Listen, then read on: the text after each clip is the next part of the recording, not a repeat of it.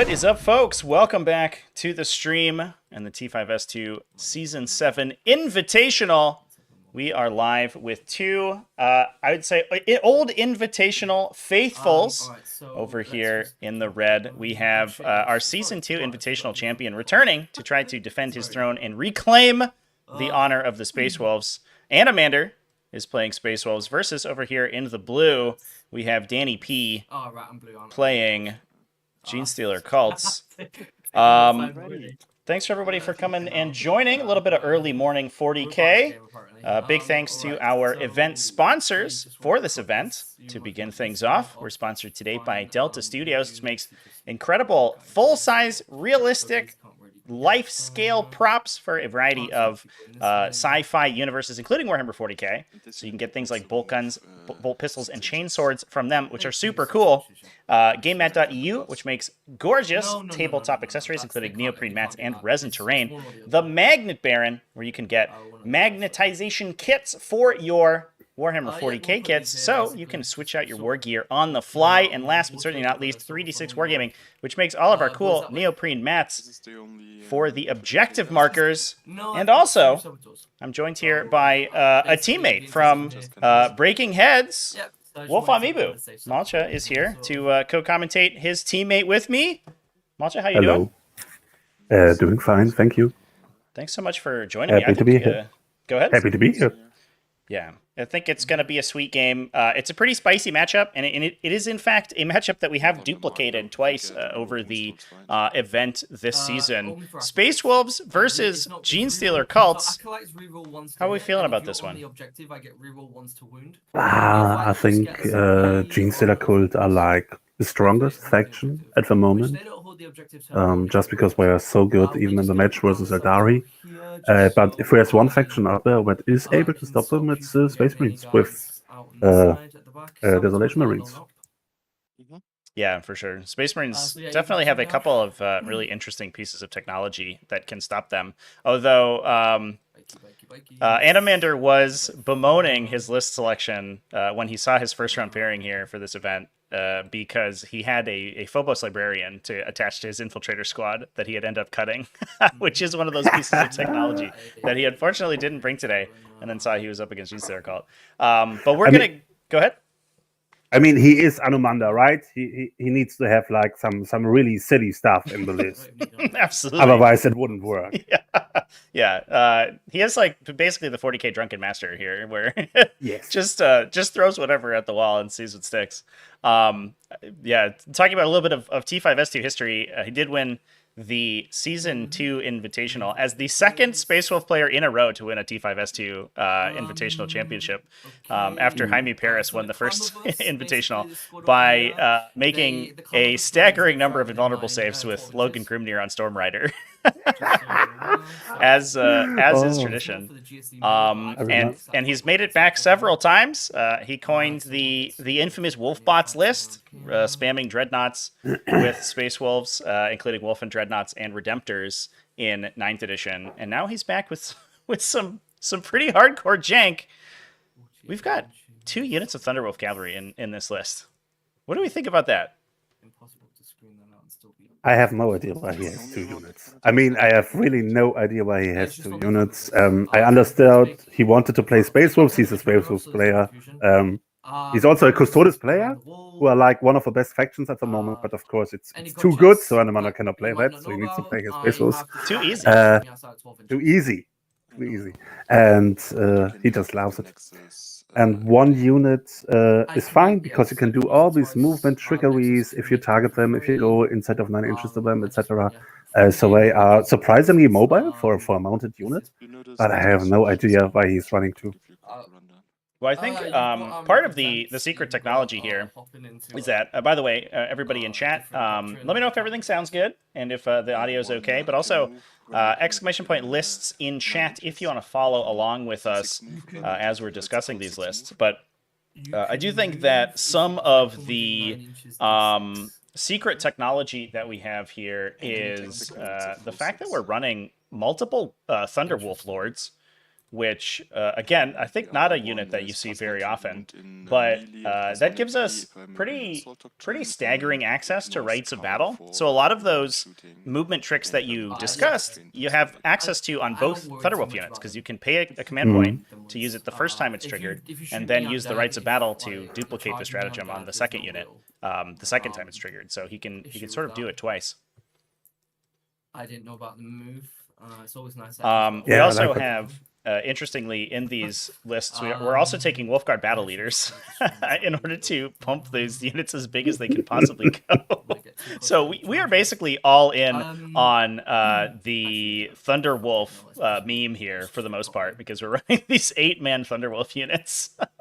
But that Wolfguard battle leader does grant the unit lethal hits, which is certainly going to help given the fact that they make so many attacks, because they're able to attack both with their own heirloom weapon for the Thunderwolf cavalry themselves, but then also the Thunderwolf itself on top of that. So they have a ton of attacks that can benefit from all these buffs. Yeah, and neophytes don't like ton of attacks. That's like the one thing we don't like. Yeah, it's true.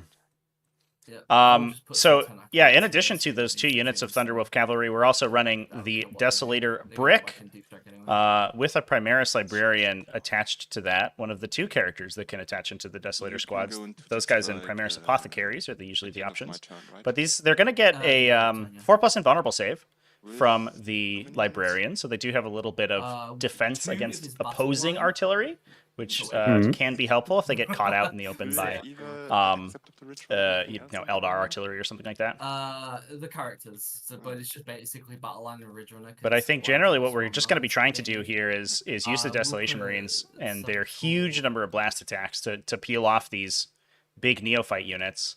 And then the other sort of, I think, the secret piece of technology that I'm actually surprised not a lot of people are aware of this unit, which is shocking to me. I keep having people comment about being surprised by them, but we have 2 units of Inceptors in the list as well.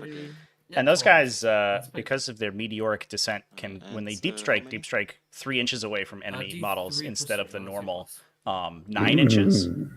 So when you destroy a unit in your own shooting phase, and then that unit returns to Cult Ambush thanks to the Genestealer Cult Army ability, it then respawns on the ambush token at the end of your next movement phase, which means that you have a phase to then deep strike next to it to try to break it.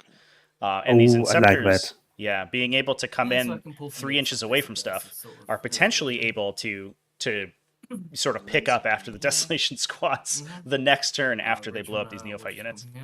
Oh, this would be big. This would be big. He has the damage potential to table the GSC multiple times, and this is usually what you need to do versus Genestealer Cult. Just table him like 2 times or 3 times to have a chance to win the game. But if he's able to kill the blips, this will be this would be a really good, but strong. That's a really strong trick. I didn't know that, to be honest. Yeah, those Inceptors are they're the real deal. They're good for secondaries. They have a lot of attacks. The Bolter Inceptor squads, which Anomander is running one of each, I believe. This is an exact he's running Plasma, right? Or is he running Bolter? He has 1 with Plasma and 1 with Assault One with Plasma, Bolters. 1 with Bolter. Yeah. Okay. And those Assault Bolters, they're 9 shots, twin linked, sustained hits 2.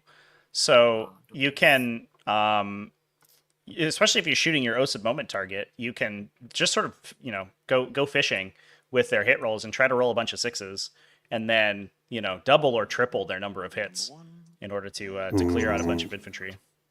And for a 115-point unit, they do a shocking amount of work. The red base has the relic +1 its strength and attack, and if I'm in Assault Doctrine +2. And I know that there was also some comments in chat too. Hits you even harder.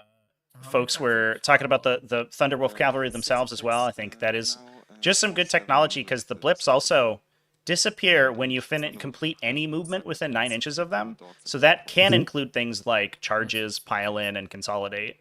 So if you destroy a bunch of stuff in the shooting phase and Danny places those blips aggressively, if Anomander just goes ham with those Thunderwolf cavalry and gets them all the way across the table, which he can do because he is playing in Gladius Task Force today, so he has Assault Doctrine for advance and charge. So they're kind of speedy. Those guys can move up and clear out some of those blips that go in the backline as well. I like, but a lot of weapons versus G-Stealer Cult.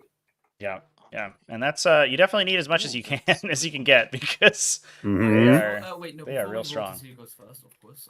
Redeploy these. So let's talk about what Danny's got in his Genestealer Cult's army today. It's I think the infantry spammiest version that we have. There's 3 Genestealer Cults in the Invitational this season, and they're all sort of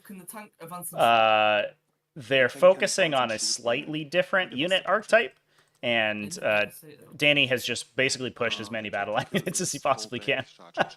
So he's running triple Nexos, so he has free stratagems available on 3 separate units that they attach into. 2 Primuses to grant full rerolls, 2 Reductus Saboteurs, a Clamavis, which is going to be important because the Clamavis has like an Omni Scrambler effect, so it prevents deep strikes within 12 inches of itself. It is importantly, if I remember correctly, only the Clamavis model. So it's only the Clamavis model. Right. So he can prevent those Inceptors from coming down where they want to, but it's a limited size of the aura. It's not like a whole squad. Okay. Little bit of strange choice, right? Just one Clamavis. Just I mean, one he knows Clamavis. I know. I mean, he knows he's gonna run into other Genestealer Cults in the Invitational. Alright, so let's see who goes first. It's also the best. I mean, the Clamavis is also the best weapon of the Genestealer Cult versus Genestealer Cult. Right. Okay, Yeah, I think a lot of Genestealer armies have been flexing into that Clamavis pick just to be able to block out those enemy units deep striking at them. And I think that's what we're doing here today as well. And it looks like Genestealer are taking the first turn. We do have a bunch of scout, or at least a couple scout moves to resolve, I believe, for Anomander. He does have these scout bikers up in front.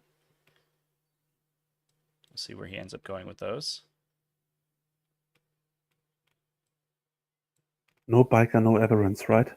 No, no jackals and no Adeline jackals and no aberrants. Yeah, all battle line infantry. Yeah, okay. So there's 100 neophytes, 5 units of 20, with seismic cannons and grenade launchers, and 3 units of acolyte hybrids with demolition charges.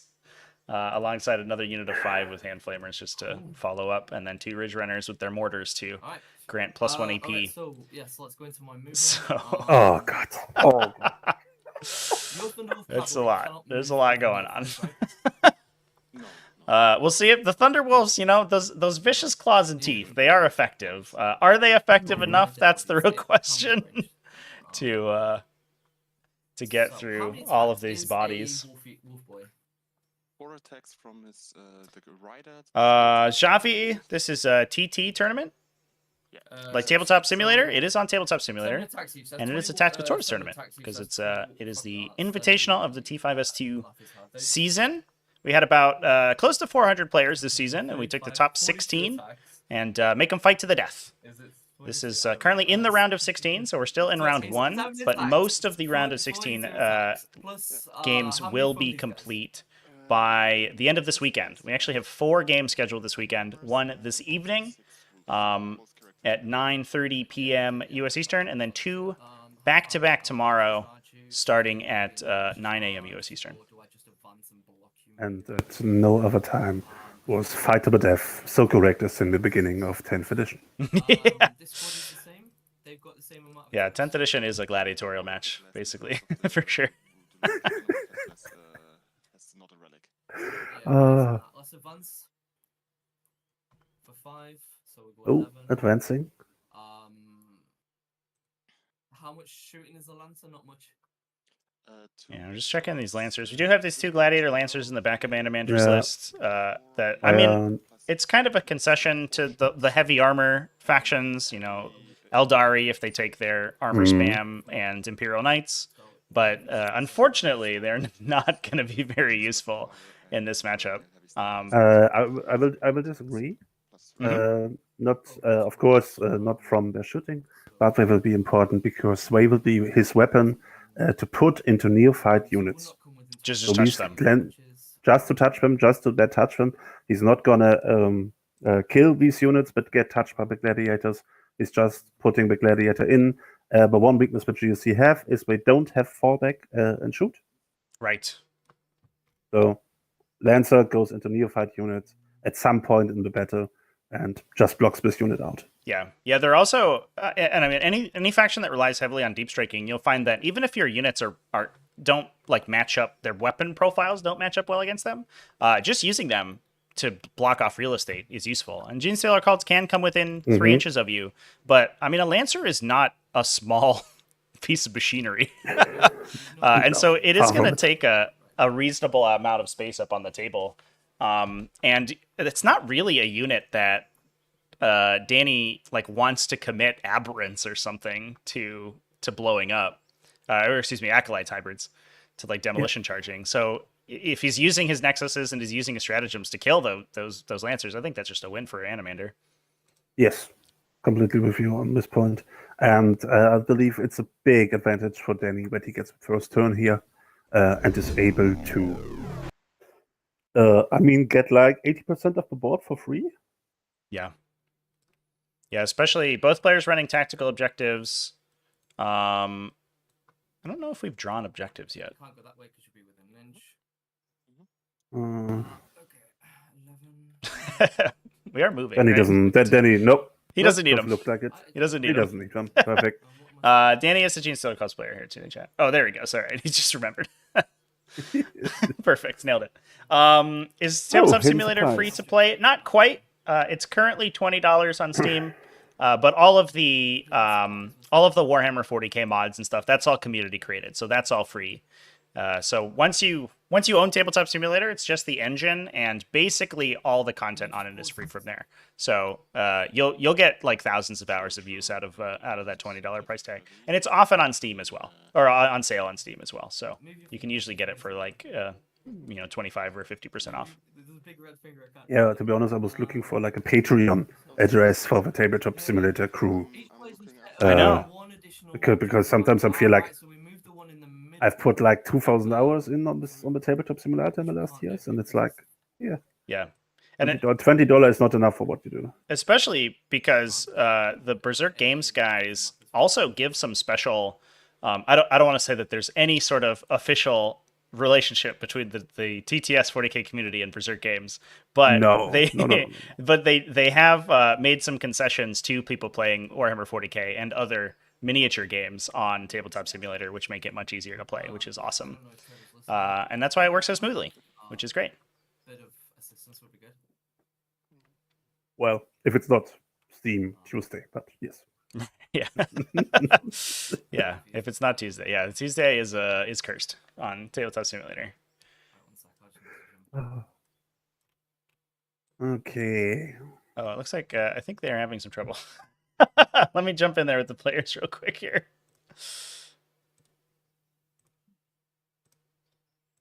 You guys stuck? Yeah, we can't touch the objective markers. We got hidden supplies to edit another objective marker.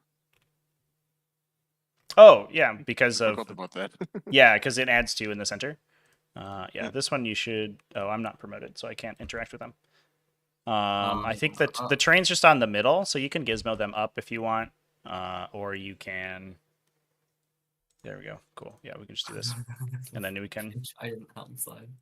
Ah, okay. Oh wait, that's Nope.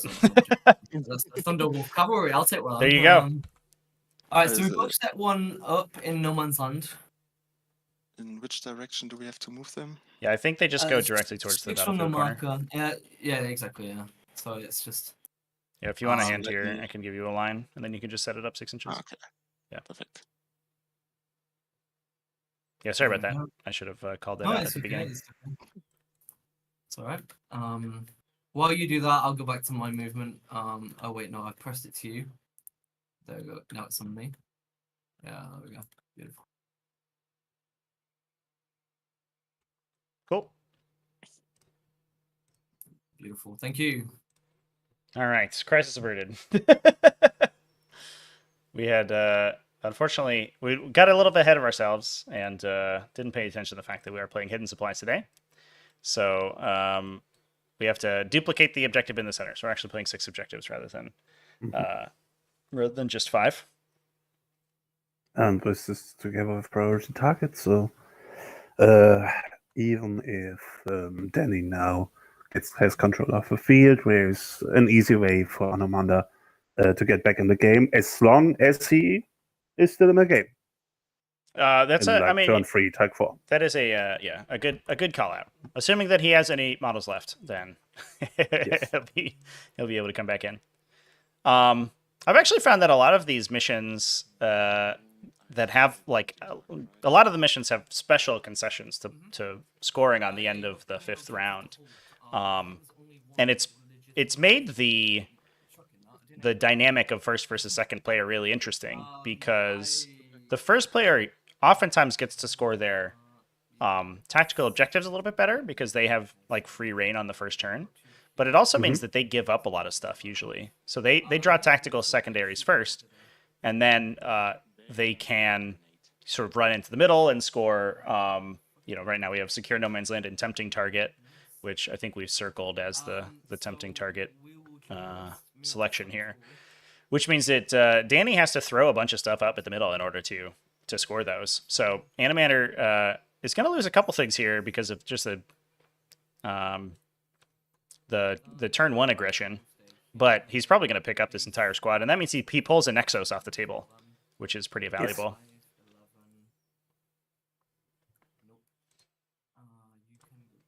Yes. The sweet voice of Space Wolves? I guess that depends on what you consider sweet. With 11 inches, I'm just going to Yeah, so the mission, I think that the layout combination we have is available on the Invitational website. They're also listed up here on the overlay, but they're very small. So we are playing Hidden Supplies, like we said. So there's 2 additional objectives that are being set up in the center. We're on Search and Destroy, so we have the corner deployment and priority targets. So each player is gonna score 5 victory points for each objective marker they control at the end of their command phase, up to 10. Normally we'll see up to 15 for that primary mission, but this one scores a little bit lower, but that's because both players score a second time at the end of the game, up to 15. That usually gives a big leg up to the second player if, like Malcha said, if they have any models remaining. I'll Yeah. shoot some Desos with these Ridge Runners. The So Ridge that's going Runners. to be D6 plus 4 is blast. So yeah, we're just running out of the Leviathan tournament companion, so we're using the mission and layout combinations that were suggested there, and they were all randomly assigned. Nice. Alongside the T5S2 Season 8 maps, which are an evolution of the recommended layouts in there. Is not in Nice combination. The Saboteur should be in range. Is Reductor? just outside of range, so that's fine. This Ridge Runner will fire into. Those Reductus Saboteurs are crazy. A little bit lucky that it's out of range of the Desolators there. It can take shots. It does have an indirect fire weapon, but it also has just a ton of other utility. It can use the grenade strap for free. It can deal mortal wounds to something that moves within 12 inches of it once per game. And it's just sort of generically a lone operative character, which is always valuable. Saboteur into them. Yeah, here we go, shooting at the Scout Bikers. Yeah, super strong unit. Yeah, probably, I would say, this might be a hot take. I would say the single best, certainly the single best lone operative in the game, maybe the single best character model. I mean, I would say him and the Changeling are fighting for it, but yes, Yeah. Offensively, obviously, he's super good. The Changeling definitely gets the benefit of being able to be used in a ton of factions too. You definitely see more Changelings than you see Reductus Saboteurs. That guy gets around. So Games Workshop had 1 mission pack. Yeah, so the Leviathan missions are standard for basically all 40k games. I don't know if any formats use any other missions than those, I outside like combat patrol. But the Leviathan Tournament Companion, which is Games Workshop's competitive play recommended rules, gives you the same. It uses the Leviathan cards, but it gives you recommended combinations of the cards to play together, so that you don't get any unbalanced combinations of them, which you can sometimes do. So occasionally there are, if you draw randomly, there are combinations of the missions that are get pretty wild. Yeah, that's right. Yeah. I truly believe Anomander tries to keep defense stronghold in the first turn.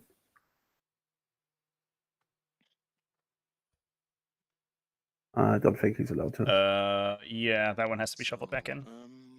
Do I want to move these guys? We'll just make sure that they are aware. Just an FYI, defense what do we stronghold say? shuffles back in on the top of the first turn. Thank you. Yeah, that is important call out. Extend battles. I need to control. Yeah, there's a couple of them like that, and I've definitely I think just about every time I draw them, I forget to shuffle them back in. Yeah, no. What do we say about the first turn of the Gene Circle? Space Marines only lost one scout bike. Yeah. So it's a big difference if you. It's a big difference to the scout aberrant Gene Stealer cultist. If they get the first turn, this game would already be over or near to over. What do we say about this now? Yeah, I think Danny's list is predicated very heavily on deep striking. So I think it really comes into its power level on turn 2 onwards. And that does mean that it's not quite as spiky as the Jackal and Aberrant list that like forward deploys and scout moves all over the place, because it doesn't lose as much like real estate if it goes second, if that makes sense. But on the flip side, it does only, besides the units that are coming in out of Cult Ambush, it really only like round 2 and round 3 is when it gets like super powerful, and then it hopes that those 2 turns of deep striking a bunch of units very offensively is enough to kill it, to kill their opponent basically. How does the strat for you to fall back and move work? Not fall back and move. For you to move, is it at the end of the turn? Or is it as soon as something's finish the movement within 9? Alright, that's fine. And discussing adaptive squad tactics right now. As the Gladius Task Force stratagem to move reactively after an enemy ends within 9 inches of you. Big candidate to back it, to be honest. Yeah, that one is super annoying. And especially because you, like we mentioned at the beginning, you have potentially 2 uses of that active, and you can put the whole army into Tactical Doctrine once per game, obviously, if you need to. And that means that becomes an automatic 6-inch movement on both of those units. And one thing to keep in mind about the Neophytes is if they don't have really clean lines of sight, their weapons, or at least their seismic cannons, and I believe they're called firearms, are rapid fire. So they only really get their good damage when they're within 12 inches of you. And it's difficult to get a lot of the unit within 12 inches without anyone being within 9. And then if they get within 9, you just run away, and suddenly none of them are in rapid fire. So it's kind of a tough... It's not... It's obviously like not impossible to thread that needle, but it does mean that your positioning has to be... is kind of dictated for you when you set those guys up. I love the accurate hybrids just standing behind the ruins, just threatening to come out and throw the demo charges. Yeah, those demo charges are disgusting. Yeah, I think he will just. I guess he will just pick them up. Oh yeah, the big unit got an oath. Nice. Yeah, I think that's surprising for me, to be honest. I don't know if we need it so much on the unit in the front here. I mean, if he kills it, yeah, okay, that's fair. But he kills them, and they go back, and okay, don't know. Yeah, I guess the benefit of using Oath of Moment on the Acolytes is that the Desolators don't really need to shoot the whole unit at 10 acolytes to kill them. So you can actually just put, Oh, you know, no. the Venger launcher and a couple dudes in there, and with full rerolls, they should pick up the unit. And then you're free to shoot elsewhere with the rest of them. Mm. And I almost wonder if we're going to see Anomander actually split his fire a lot with these Desolators, because if you can knock down the cult units to just a couple models, they will start to regenerate with their cult icons, but it means that they're not getting the full respawn, so they don't get like that burst of movement, and you don't have to deal with a lot of that firepower. How do we think Tau Skyrays have play versus Knights and heavier vehicles? I think Skyrays are pretty good. Ooh, but do Skyrays do? They have a set of Seeker missiles on top that, if I remember correctly, are D6 plus 1 damage. And they're relatively Yes, cheap, this if one I is remember nice. correctly. Somewhere around 150 points. I like cheap. Yeah. Yeah, I think the old Tau parking lot is still pretty viable in 10th edition, it looks like to me. Tau have a lot of interesting builds. They seem a little You're like playing Tau at the inefficient moment? sometimes. What's that? You're playing Tau at the moment, right? Not right now, but I think I might give him a spin for a little while. Oh, interesting. Yeah. Yeah, the Skyray itself is Well, I always knew yeah, strength 14, AP 3, you, but D6 you had plus no 1 character damage whatsoever. with its Seeker missiles. And then also has a marker light, so it can guide for other people and let the big nor cover. Will advance. You're not in any doctrine right now, right? Pretty good. I'm not in any doctrine. It's a pretty good gun. Devastor. Wolf's coming out to Yep. play on the flanks. Gladiator Lances go in position. He's trying to get a line of sight and might get it, to be fair. Yeah. Good. And the Lancer placement I like. Operator want to advance. Mm-hmm. Ooh, big 12. Did we see an Overwatch on these Scout Bikers? Looks like we did. Yeah. And killed He lost another 1.5. bike. Yep. This is the good free Overwatch from the Nexus there. So efficient. Oh yes. I'm a little bit worried about the UAV infiltrators that are gonna screen out on these Desolators. Very nice. So nothing within 12. And according to the rules commentary, the Omni Scramblers, so that no deep striking within 12, do beat all other deep strike effects. So even if you have a rule that says you can come within 6, or you can come within 9, or you can come within 3, the Omni Scrambler beat everything. So even if Gene course. use their stratagem to come within 3, infiltrators say no. I mean, it's not only Yep. I mean, it's not only Omni Scramblers, right? It's just everything with everything that has that Okay, same okay. effect. Yep. I like to comment. It's call a it Omni sorry. It's a Scramblers 'cause sorry. it's, Yeah. Move, please. that's the original. But, Perfectly fine. yeah. I like it. This will stay put. This guy Infiltrator safe. well. Cannot be shot from here. Yeah, seems Perfectly like fine. it's going to be tough. And that is, we were discussing a little bit beforehand, but the Phobos Librarian is another good piece of technology. If you're trying to construct your Space Marine lists to try to beat Gene Stealer Cult, the Phobos Librarian is a godsend, because he gives the unit basically lone operative, so they can't be shot from outside 12, and because they're infiltrators, they can't deep strike within 12. So if you're not already able to move up within 12 inches of them, there's no way to interact with that unit if you're deep striking. Such a good unit. Yeah, super strong. That little Phobos Librarian, man, he's solid. He's got a smite with devastating wounds. It's good. But of course, you can always also just play 2 units of Thunderbolts. yeah. Who needs smite when you have 18 Thunderwolves? Oh, I'm loving this so much. So what we see from Anomander is I believe, the only thing he can do, and he does it correctly. He goes out, he pushes into the field, but he still concentrates on, okay, I still want to keep my quarter clean of any GSC in my back. Yeah, he's constructing his castle He has Yes. the Lancers, and you can see he measured very carefully that nothing can come 3 inches away from the Lancer towards the table edge there. He's got the Infiltrator screening out everything towards the back.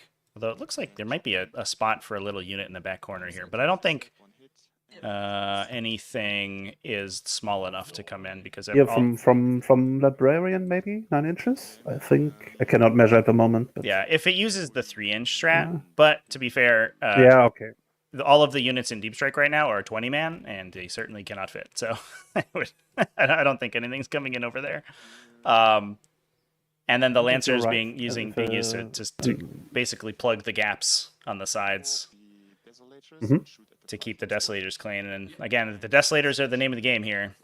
If the Desolators can shoot every single turn, then Anomander has a pretty good chance of tabling this GSC army. But if the Desolators get plugged up and the Thunderwolves go down too quickly, then it's going to be bad.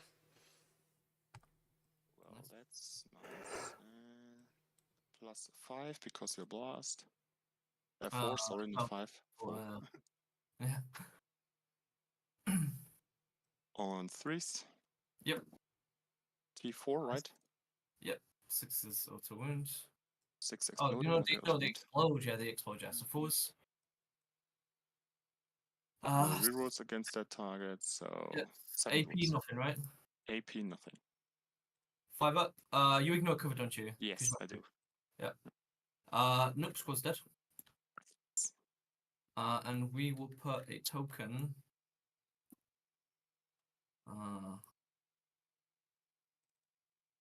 Put a token here. Ooh.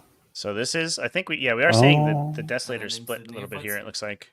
Into the neophytes, stick small guns and the big gun from the Interesting. Yeah, so This split is to kill ambush. the little unit. These And now are killing the big unit. And here's the shot into the big unit. And again, this is the 1-2 punch. We can see the Inceptors come in 20, the right? next So reinforcement +4 step for each. because that unit doesn't Times respawn 4, until the you can't end of the Space Marine player's 6 next times movement 4, phase. 4. So if those Inceptors come in On 3s. onto this bottom objective down here and they haven't been screened by that Clamovis or by any other units coming in over there, then they could burn that token down. That unit's gone for good. Yep. 16, 5+, 13 dead. So let's do this. Oh, this was into the correctly. 1, Neophyte 2, squad. 3, Yeah, so we're just going to try Interesting. to pick down these units as much as possible. 7, And I do 8, think 9, that 10, Danny 11, might have made a 12, little bit of a 13. misplay here. Not that it's a Wait, big deal, 1, 2, 3. but 4, 5, 6, he is 7, going to, I 8, think, have to take Battle Shock in that Neophyte squad. And there's nothing else 1, on the 4 objective plus as far as 4 I can for see. the, So he might have to be, Ooh. if he fails that Battle Shock, he might be down a command point to Okay. Insane Bravery. And That is value down right there. Yeah. Yeah, so 5 AP1. AP1, yes. So 6s, so 5 more dead, so we've just got 2 alive. Oh, Oh, kills him perfect. down to No, 2. we got 5 more Perfect. dead, so we've got Look at that. 3 alive. 18 You don't want them. You don't want them to die at this point. Right. Yeah. Yep. Very nice, very nice. And here's the other thing too, right? Then, We've that declared was, Oath of Moment onto this Acolyte hybrid squad, Yeah. right? Mhm. If that hybrid squad gets too Yeah, go on, gets go too for it, feisty charges. and ends up within Thunderwolf 24 will inches of charge the the hybrid Desolation squad. squad Overwatch that. when it moves, yeah, it overwatches with full rerolls and sustained 1 because of Bolter Discipline. So you probably just pick up that Acolyte hybrid squad. It's like the biggest mistake you can do in 10th edition. is Yeah, that this is- move move- inside of 24. move at all. It's like, No well, move. why would you move? Just stand still. Yeah. Take your 10-inch charge. It's better. It's better. Anomander's the mayor of Value Town. Basically, that is the case.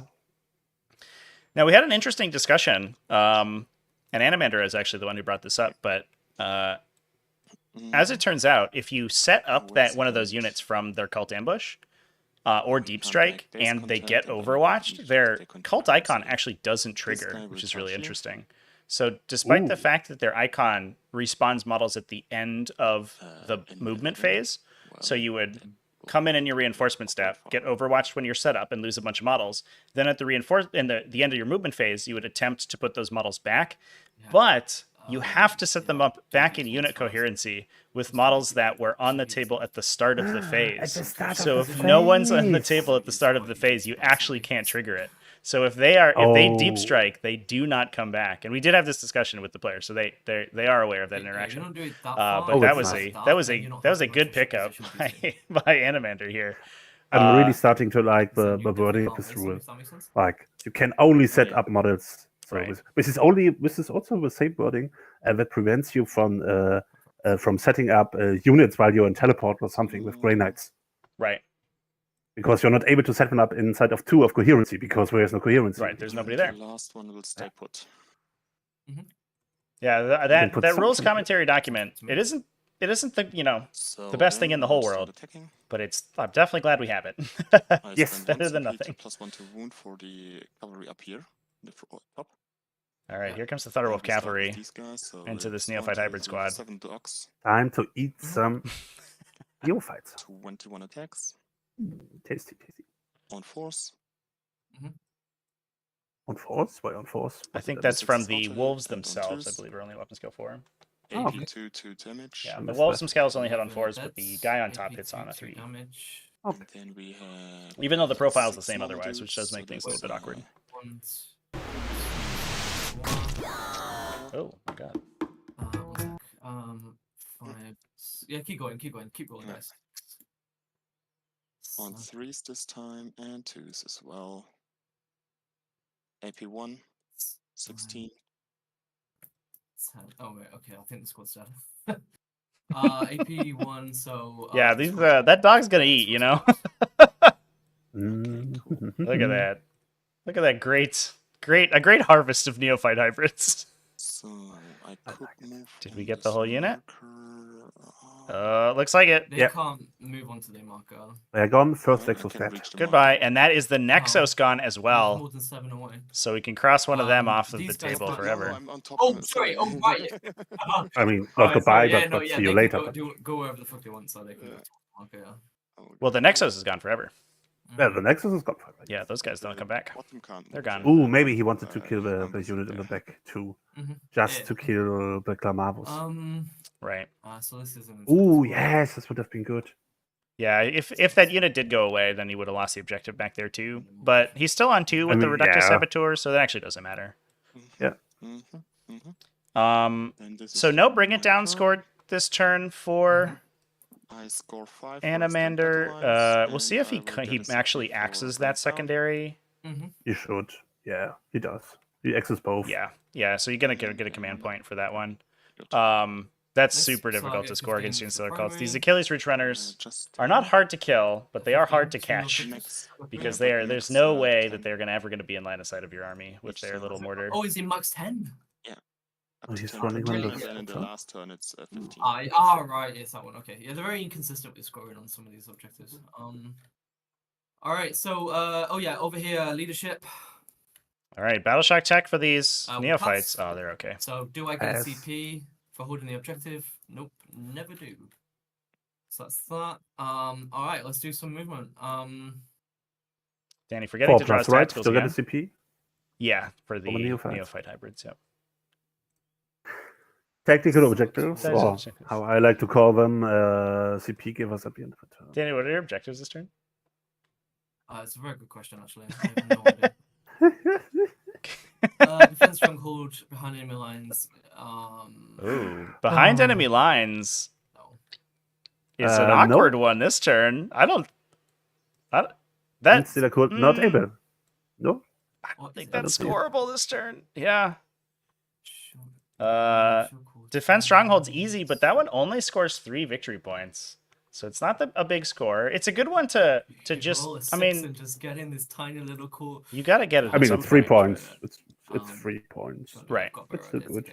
I mean, it's an almost automatic 3 points, which is nice. Do you want to Overwatch her? No. Yeah, because these neophytes are going to regenerate. They're 2. 24 from these. Objective control, and honestly, the Claim of Us is preventing any deep strikes over there, so there's no way that those guys are going to get eaten up. We also see the Claim of Us protecting this ambush token back here too. Yes, very nicely. Yeah, so please don't touch my friends. Really important thing. Yeah. The other Yeah. thing too is that those reductive saboteurs, they don't Just make they sure don't that's prevent at deep strikes, 24. but they do deter deep strikes because they can trigger their not. detonated explosives when the deep strikers come in 1, 2, within 3, 12 of yeah, them. we'll just move a little bit away. So they aren't going to stop the Inceptors from doing their thing, but they can potentially This way. kill a couple. I think we see at this point Oh, that measuring that 24 inches. Anomander's plan They didn't don't get any go buffs at the moment, didn't right? work Or can they get any buffs? because he's able to stay outside of 24 Yeah. from Yeah, both they the can get some acolytes and buffs. I still mean, get a line they of can- sight in to the terms of buffs, they Thunderwolves. just reroll, right? Yeah, that would have been really So tough they're to stop entirely. +1 to Yep. reroll once to hit and wound against this unit. Yeah, exactly. I'm just gonna reposition them a bit better. Outside of your 24. You should run away with the Make sure they Thunderbolts can at this shoot you. point. Or he will lose. Yeah, he is in or he will lose tactical. them. He is in tactical doctrine, so he can move Do you 6 have any inches Yeah. with vulnerable them. save on these? 4-ups, they all have Storm Shield. They all have storm shields. Very nice. And he has BCP. Do you wanna move them? Yeah, no, it doesn't matter. Yeah, he has Yes, rights yes, of battle, so BCP. he's going to be able to jump Yeah, that yeah, way. he has rights of No. battle. Assuming he hasn't. Oh yeah, this is battle round 2, Bold so and he can use it. brave. It's unlocked. And A little bit of a weird one playing. Yes. Been playing Ultramarines, and Gilliman's rights of battle doesn't do anything on the first turn of the game. Yeah. If you go second, he doesn't get his first free stratagem, which is very weird because he has to turn it on in his command phase. Minus and plus on your Oh. keyboard normally. No, it's not. That's not working. Well, he's an old man, so it's not bad. It's true. It's true. Oh, wow. Yeah. So these demolition charges only shoot 6 inches. So we have the 4 demolition charge guys right in the front here of this Acolyte hybrid unit. Yeah, he has to run away. Yeah, and there's He no way doesn't that want this, to eat them. that this Thunderwolf cavalry unit just doesn't just peel right out of here. No, it's not Or- straight line. No, it's not straight line. Try that again. Let's see other players. I have him muted a little bit. No way, I'm saying. Never mind. Let me just see if I can do this.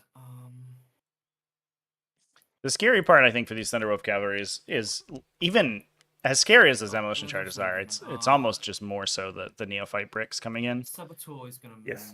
Because that's just a mass of like strength 6, AP 2, D3 damage shots, which is almost perfect at shooting at Thunderwolves. Like with Thunderwolves on the other flank. No, I don't see anything at this point, but we'll keep them alive, to be honest. Neophytes can just come in on this flank and kill them. Yes. Hey, perfect. Yeah, especially since he can. If he spends CP on it, he can use his +1 to wound stratagem on Alright, all so 2 of that's the a units movement, coming let's in. do some- Oh yeah, Mhm. these are gonna move And in. I guess they would have to target a single enemy though, so that's good. But they're good Oh. enough. They shoot enough times that I don't think they need it really. Anyway, the original I love the position of the scout bike. Perfectly. So screening out anything that's not a 3-incher. Yeah. You could get here, so if I move. Yeah, do you think this reductive saboteur burns a mortal wound to kill it? I can grenade for free, Alright, so I let's go almost- into reinforcements. How many drivers are active here? Mhm. Oh, it's D3 + 3. You should. For, where's our little guys? For 5. 1, 2, And 6. 3, 4. Did we not move the Thunderwolf cavalry? 5. You did not. Interesting. Let's just put you An here for interesting decision. Christ. now. No, it's not actually. I've got this objective. Let's not lose it for no reason.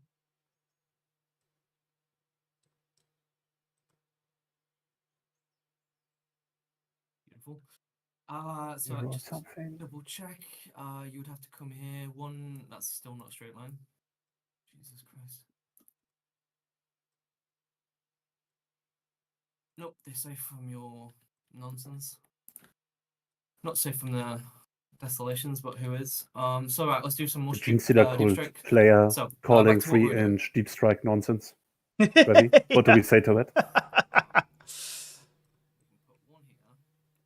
To be fair, the Inceptors is there's just the data sheet ability, which is actually a little bit better than it being a stratagem. 1 here like this.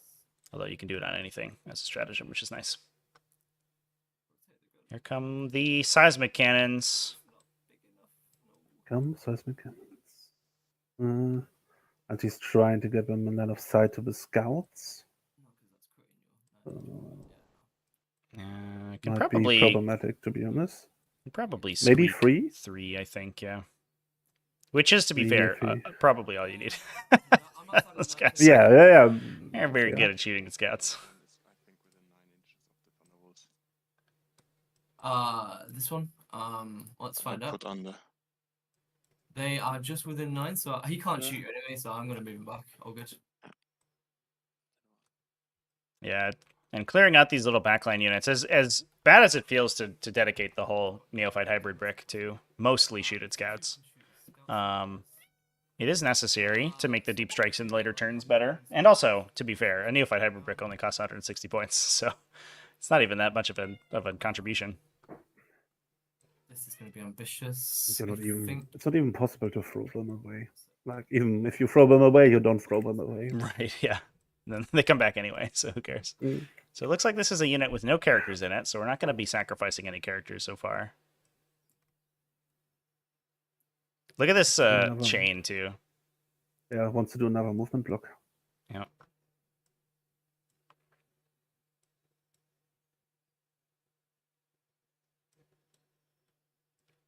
And also, that gets difficult unless we, depending on what happens to these Thunderwolf cavalry in the bottom here, it's probably going to be tough to sort of deal with that unit in any meaningful way, because the Desolators may not be able to shoot at it if they are one with the shadows when they go to take their attack.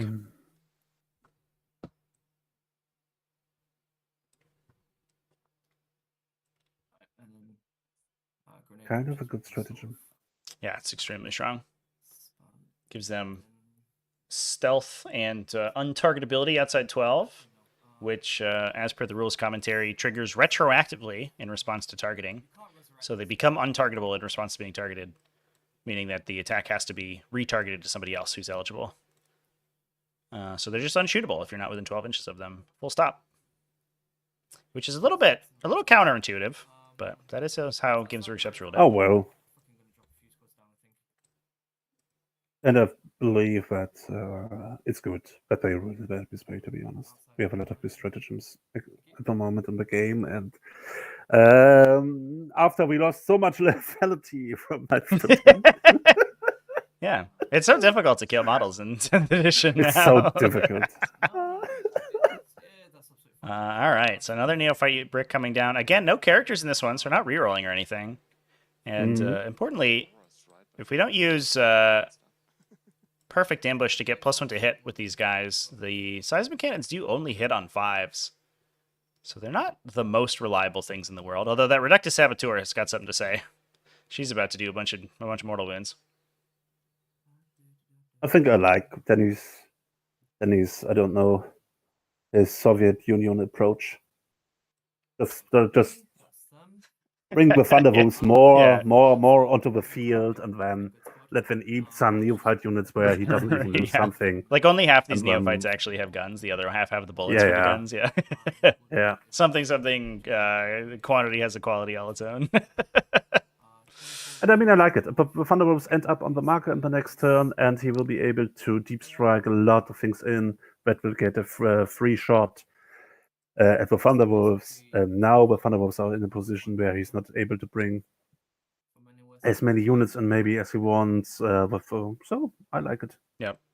All right, here comes the fully charged unit down. So this one has the Nexus and the Primus. Okay. So it's gonna get that free stratagem, and it's gonna get full rerolls to hit on these friends. So that is gonna be devastating. Damage dealer unit. Yeah. Yeah. The other thing to keep in mind as well is the position of the characters in units.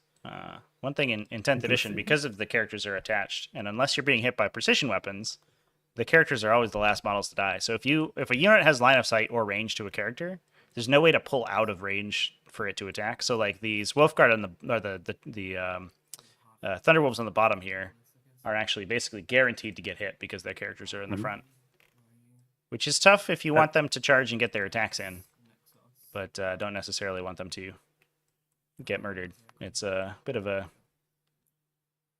gamble you have to take. Now we're seeing what's he doing here now. I thought for a minute he wanted to build a double wall. So 2 big unit of cultists, I wanted to say neophytes, built inside each other, but he's just doing another line behind the first line. Shockingly, Okay. I'm not going to bring down my premise. Well, actually, you know what? I will bring down.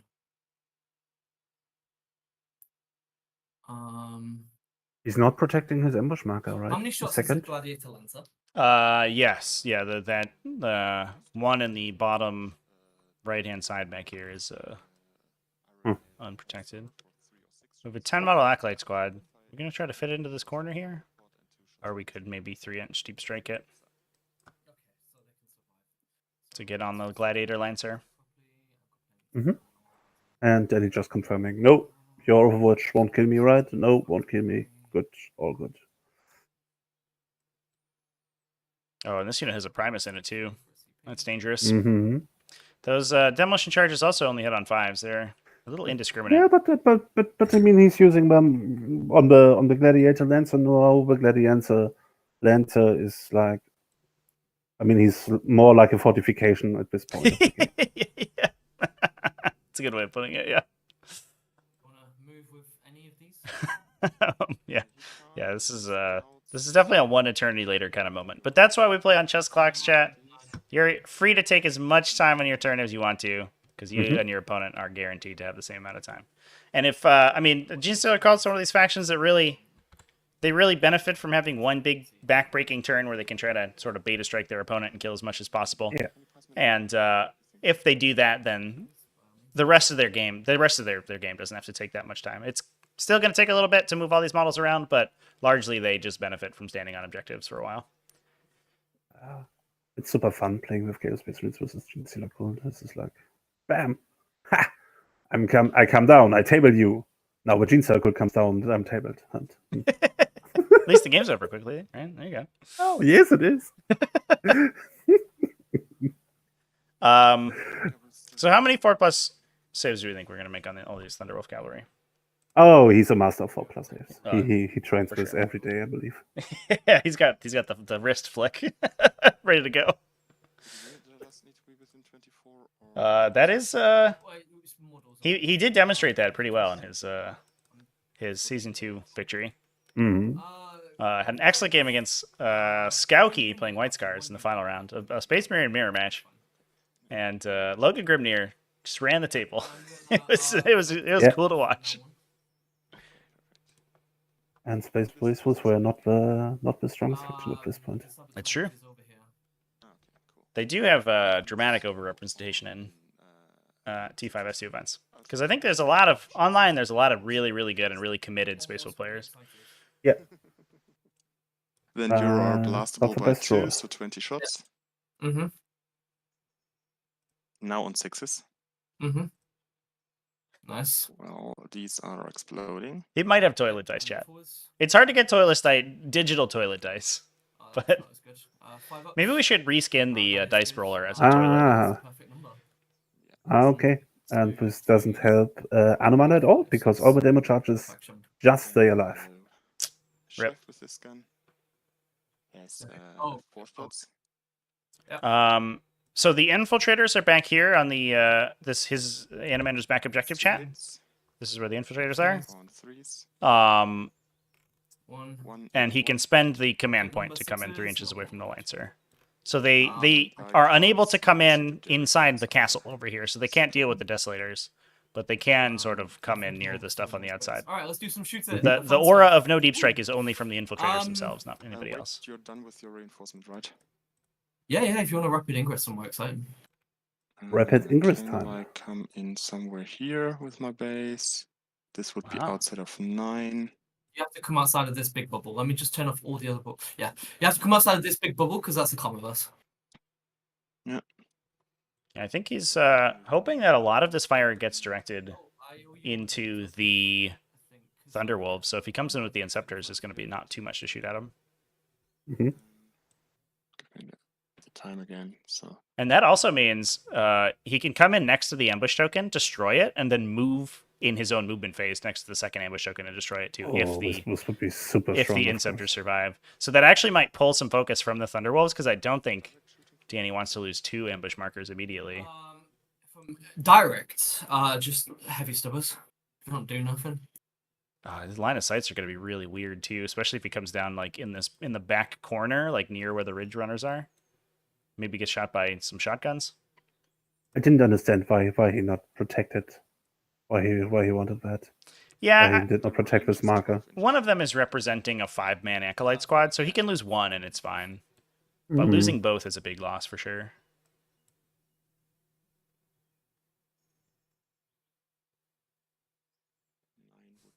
Perfectly screened there. Yeah, real quick here, because it might matter. Can we clean up the pink squad here? There's like a guy way out of coherency, and this guy's out of coherency.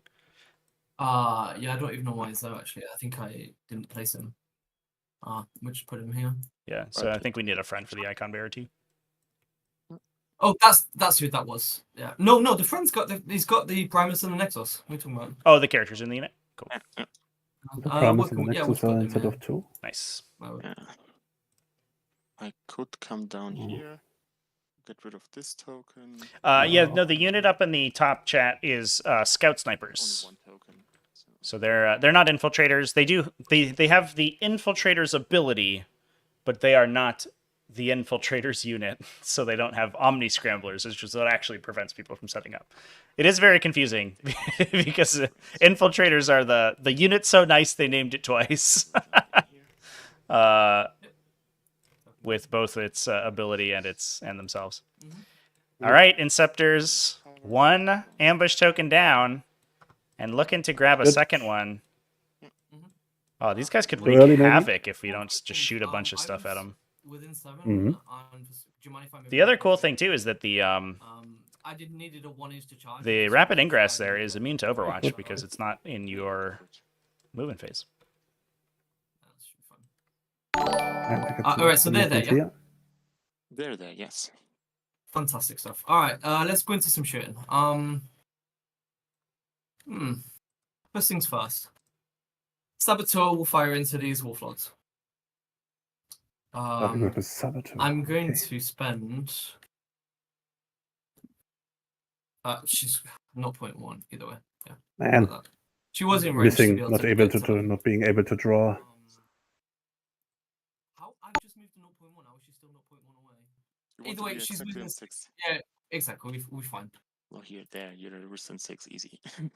Yeah. She's dead anyway, so it doesn't really matter. So what's the best thing to do? So these we'll fight 1 here. We don't want struts for them. Can't use struts for them. We'll do these acolytes first. Let's do these acolytes. This is easiest. We're gonna throw all the first things first. You can have armor of contempt. So no, I need that. So all the flamers into this biker. I bet I'm not in range. Nope. So everything into these guys. Okay. So demo charges. These are AP. AP2. So I could put them to AP0, right? Because they cover.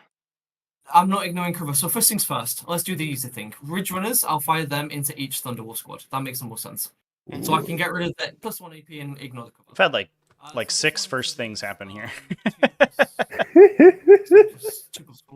So that's 5. This first thing was first, second, and third, I think. So that's that. And then One second. Yep. This is 4. These can shoot them and these can shoot them, right? So I will use the ability here. Nice. And use my search. Nice. Got the 5. He's a berserker now. Leader, after you shoot me, I can search. Okay, and now Trevi, we know why he didn't want to use the movement in the movement phase, because he's over 4 inches and waited for his chance to completely disrupt the Gene Still offensive here. With this move, I especially can, especially. All right, let me read it because I need to read it, of course.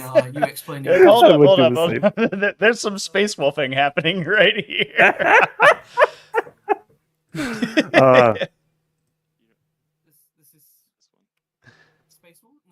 Yeah, so this is from the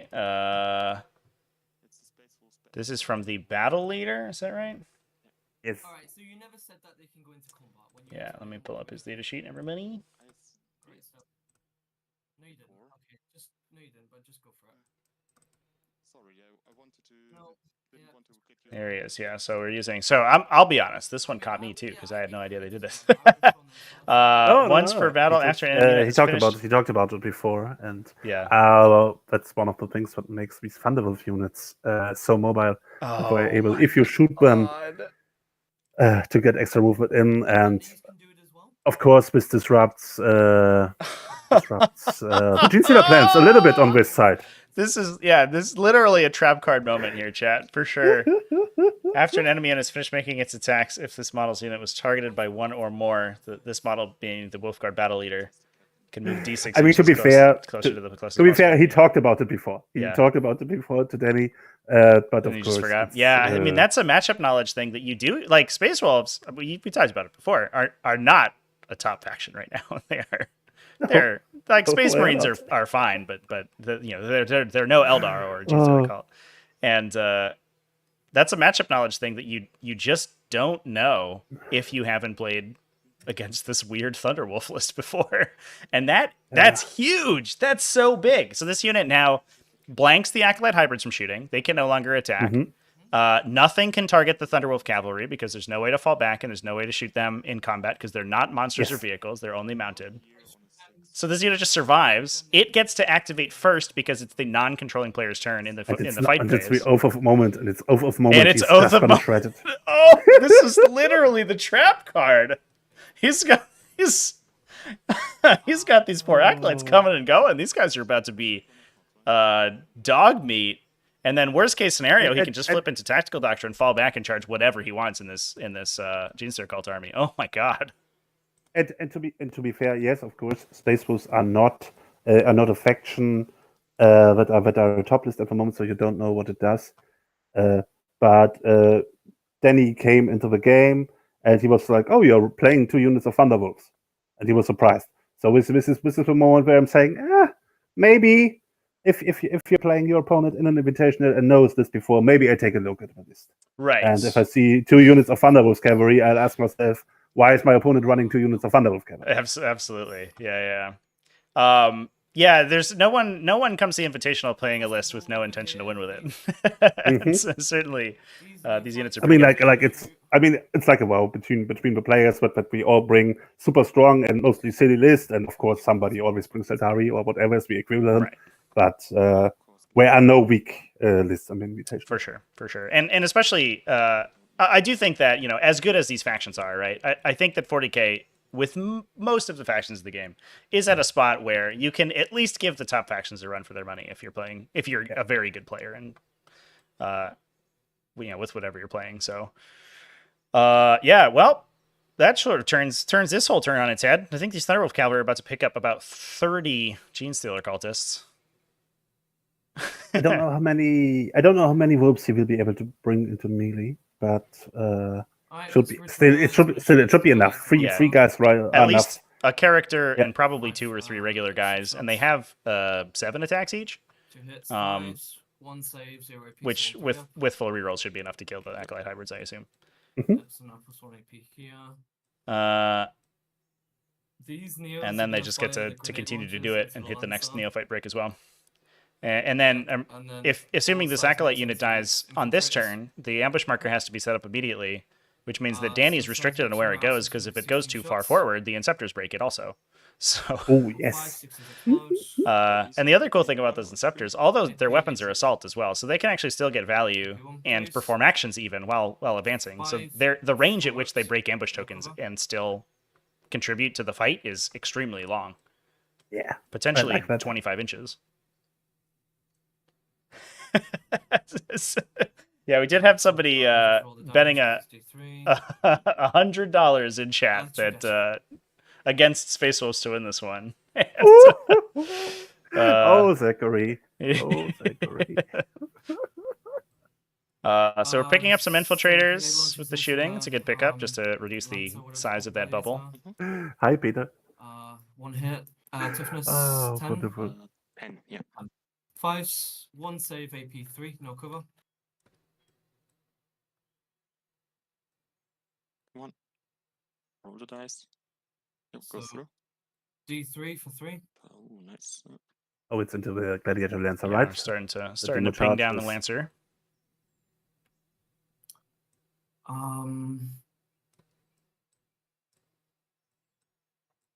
These guys are gonna do all their attacks into the Lancer. Yeah, so And then now we have switching to, into we've carefully Lancer. put all these seismic cannons in rapid fire range. They can no longer fire in rapid fire range, so they have to take long shots into the Lancer. Feels bad, Oh, man. yes. So And okay, half of them are right, out of right, range so even. the others- Oh, man. all these 4 here. I mean, he include still them, has and then the rest into the another Lancer. Lancer or a Scout Bike to Right kill. down forwards, Yeah.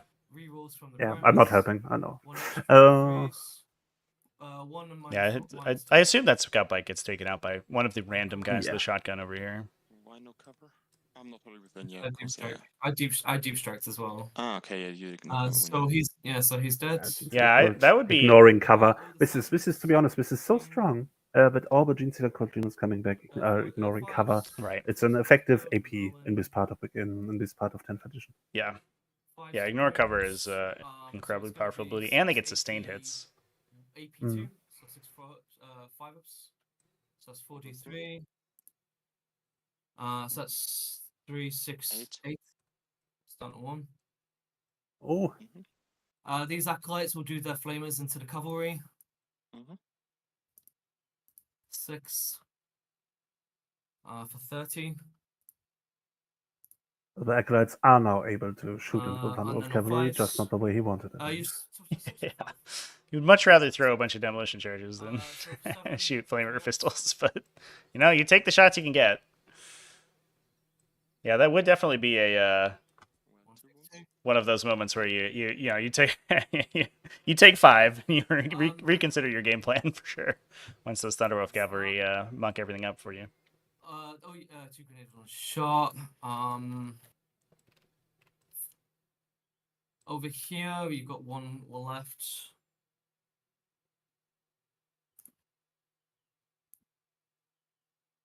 We're gonna throw 1 grenade here. I'm gonna spend 1 CP for the grenade stratagem for the mortals, and then 2 grenades here. Okay. Mhm. Actually, no, 1 grenade here. I don't need more than 2. More than 1. Yeah. So you have So, 1 grenade well- left on the squad. Yeah. No, 2 grenades because you killed 1. Ah, yeah, of course. When I'm you- not yeah. using this guy. Yeah. So first of all, the mortal strat into the snipers. Okay, not a Wow. single one. 1 grenade. Wow, so we 4 paid plus for a 4 is grenade 8. stratagem onto the scout snipers to Interesting. try to whittle them 5, down. rolling everything. Didn't do anything. I mean, he hasn't shot with his purple neophyte units yet, right? So why is he already doing 9 that? AP2, no cover. If it would have worked, he could have put the Scout Snipers out of sight. Yeah, they're all dead. Yeah, that could have been disastrous. I just picked him up with the demolition charge though. Vehicle for Oh, 5. okay. Hey, easy peasy. Rerolling everything. Who needs grenades when you have demolition charges? Who needs Threes. grenades of his mission? Yeah, 3 AP3. 6s. No. Yes, doesn't And that, I explode. think, is the Lancer. No. See Okay. ya. And So that's that. our first part Over here, of so first fortification of all gone. is Yeah. going to throw her demo charges.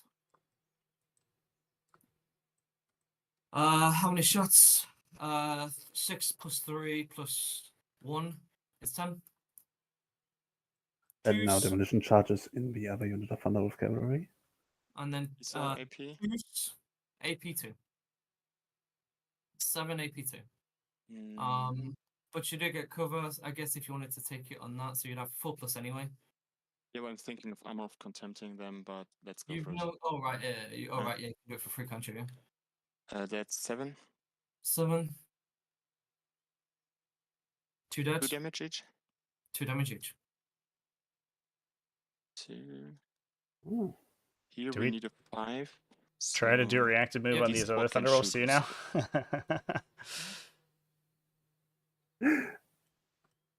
I think the Saboteur could use that to trigger her explosives, right? I believe so, yes. So It's we'll still get every- value, but every again, kind of move. if we get the Oh, Saboteur in yeah, that, I've that's going to be forgotten huge. directly. Yeah, go for it. No, she can't. She advanced. Sorry, she advanced. Okay, yeah. I will use it. Oh yeah, we're doing it. Got a 3. Only a 3. Sad. Yeah. Sad. Cool. Worth so a now shot. she's If you got the second 5 there, like, Ah, just shrug to your opponent. I don't know what to tell you, I, bro. I don't know. I don't know, to be honest, if it would be that important in this situation.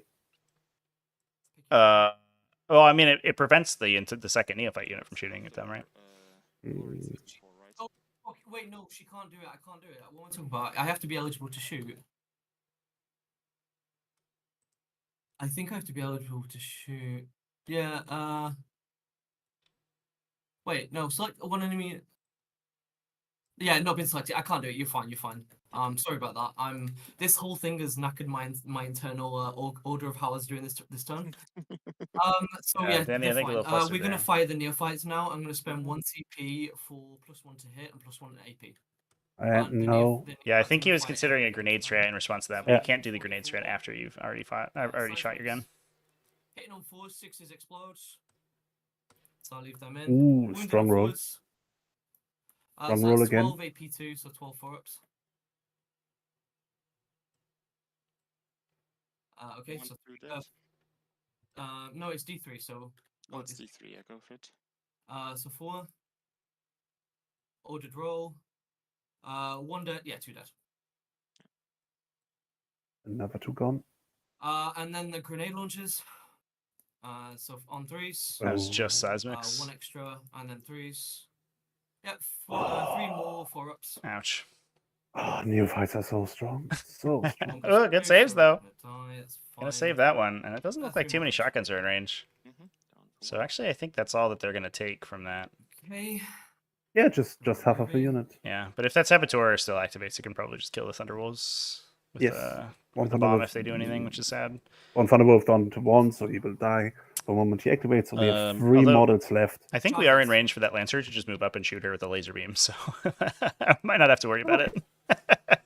And then just go for the hard roll onto the neophytes, which is only looks like about a 7. Yeah, the old toilet dice coming in clutch.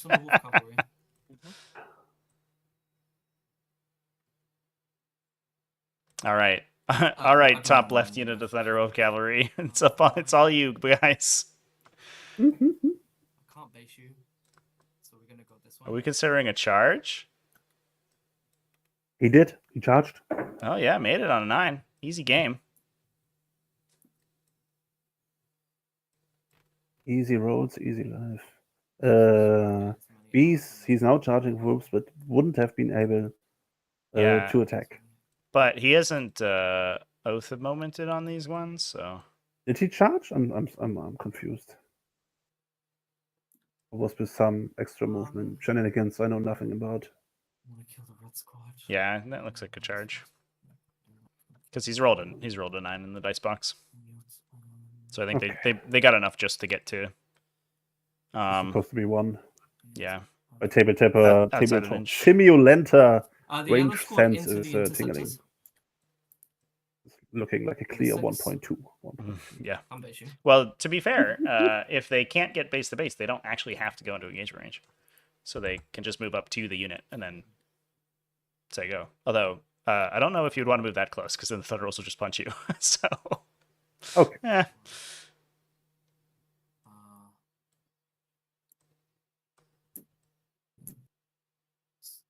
Oh, and we charge into the Inceptors as well. Yeah, that's a good call. This does feel like That's a a pretty good clear call. tactical doctrine call on this coming turn, though. Yeah. So I don't know if that's really going to stop them. It will stop them from advancing. Advancing, yeah. No, I can't do it that way, but that's fine. So Touch the. we can what do I wanna restrict where they can blow up Have them objectives, which is die good. to come back in your turn. That's a question. Oh wait, he has to be in engagement range, obviously. So you have to be here. Do I want the red squad to die, or do I want to just stop your wolves doing fuck all?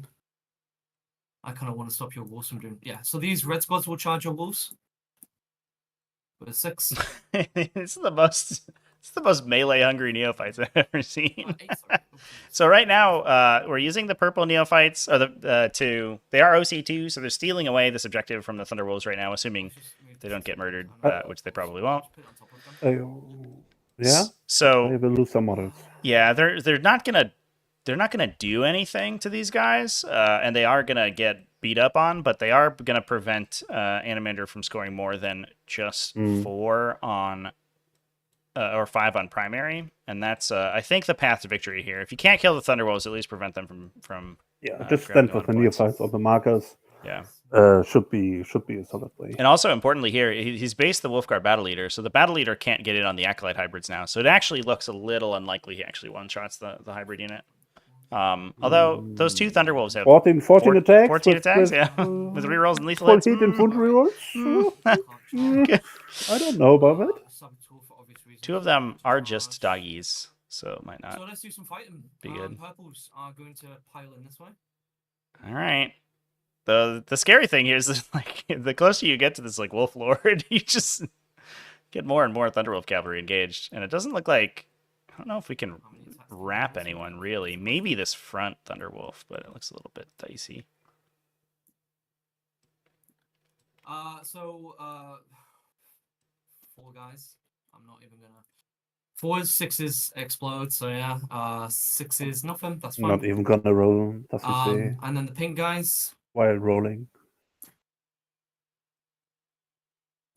You can base here. I'm confused by Danny because I think Danny is still a little bit confused. Yeah, it's just limit how much damage you do to the acolytes. Yeah, I think Danny keeps he keeps looking away and then looking back at the screen. He's like, "Why are these Thunderwolves still here?" So 1, 2, 3, 4, 5. How come you still have two units of Thunderwolves? You're supposed to have 0. Everyone was supposed to be dead. Him. Like, hold up, I'm playing Genestealer cults. This army is supposed to be the best. Why isn't everyone dead already? Yeah. We'll just do 4 guys. 5 guys maybe.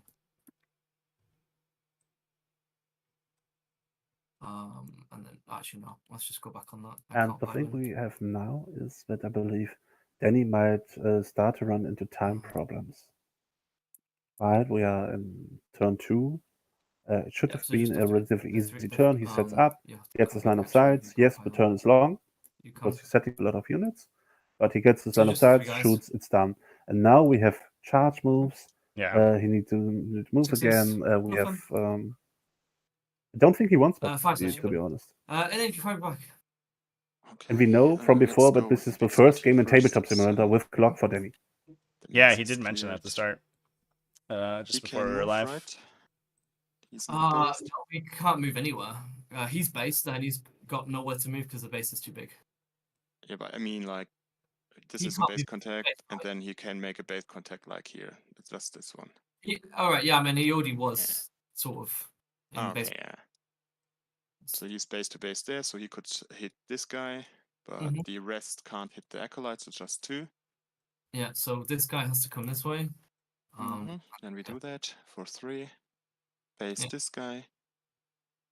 Yeah. Why does he have to come this way? What did I miss? This guy It's your turn. will go here for. Ugh. All these base moves. That is the combat rules are very restrictive in 10th edition, and it does make it a little bit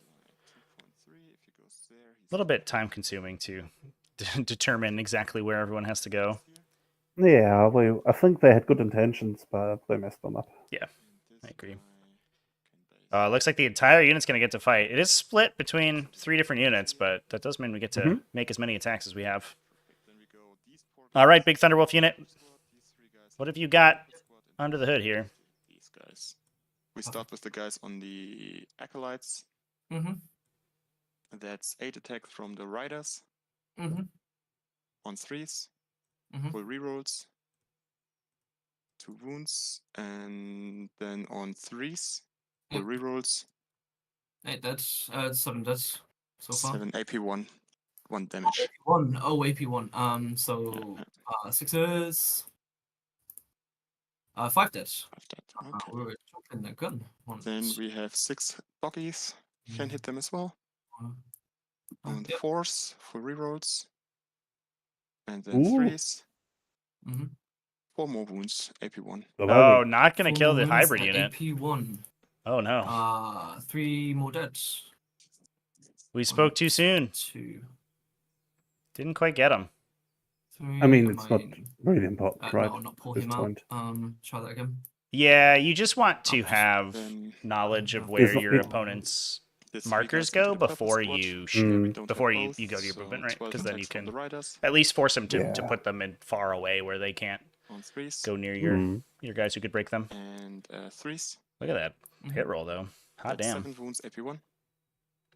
Yep, 6s. 5 dead. Wait, was that 5? Yeah, sorry, yeah, it was Into the purple or pink? purple. Here, this one.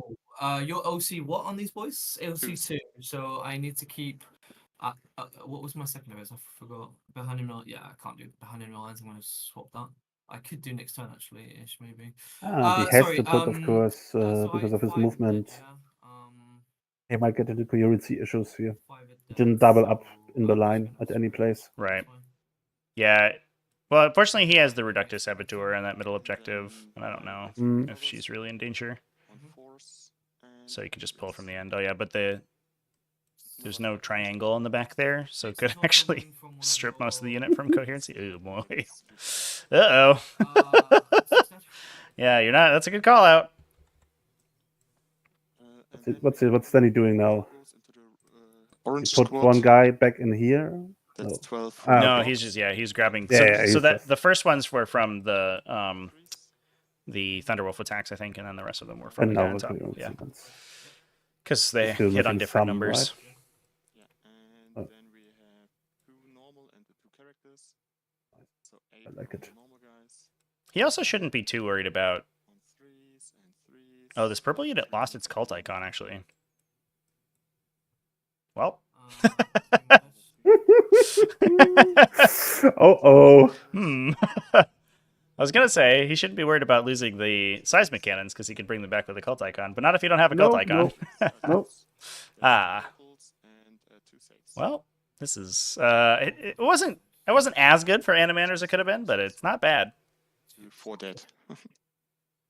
Oh, 4 dead. Can't really do it like that.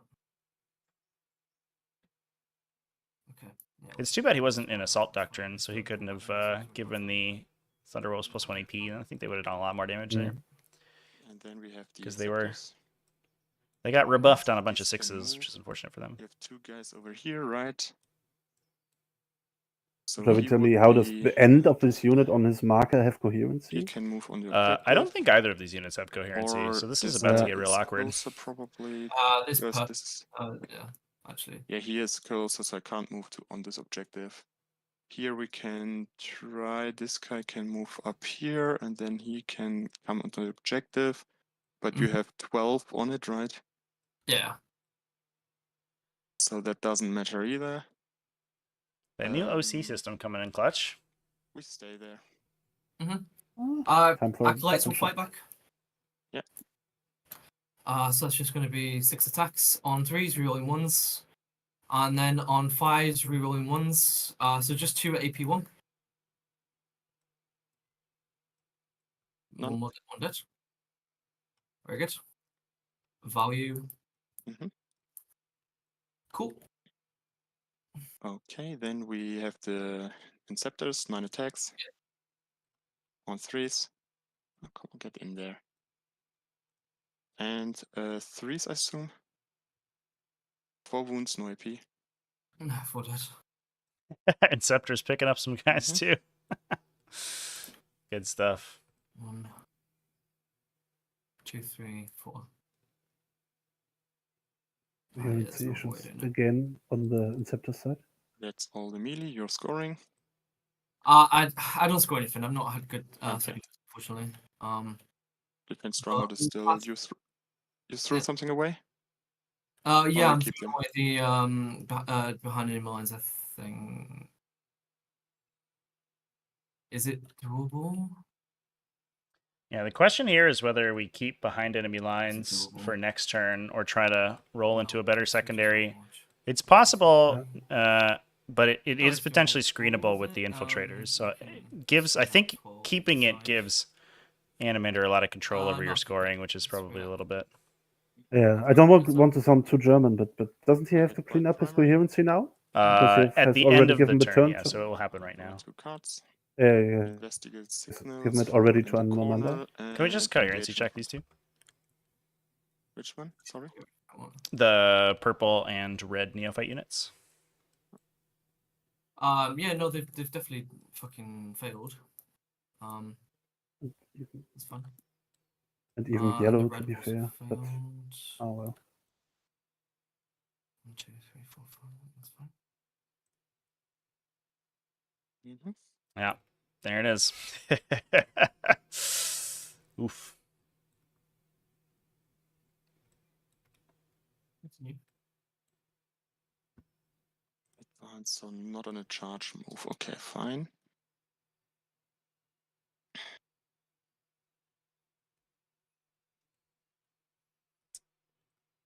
Yeah, I would definitely. If I were playing Genestealer cults, wouldn't be ecstatic about how that turn went for sure.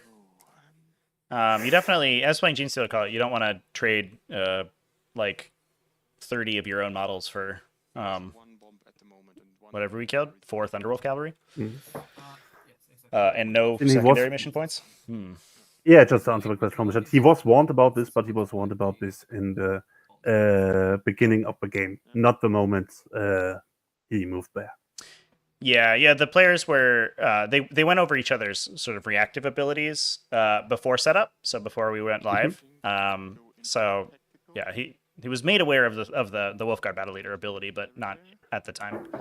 And there were a couple reactive things that Anomander could have done there. Definitely the Wolfguard ability is really good, and it's also I mean, it's especially good against Genestealer cults, right? Because they're always going to shoot you Yes. with the Achilles first, so they're very rarely gonna burn their demolition charges first because it's not very efficient if you have any cover.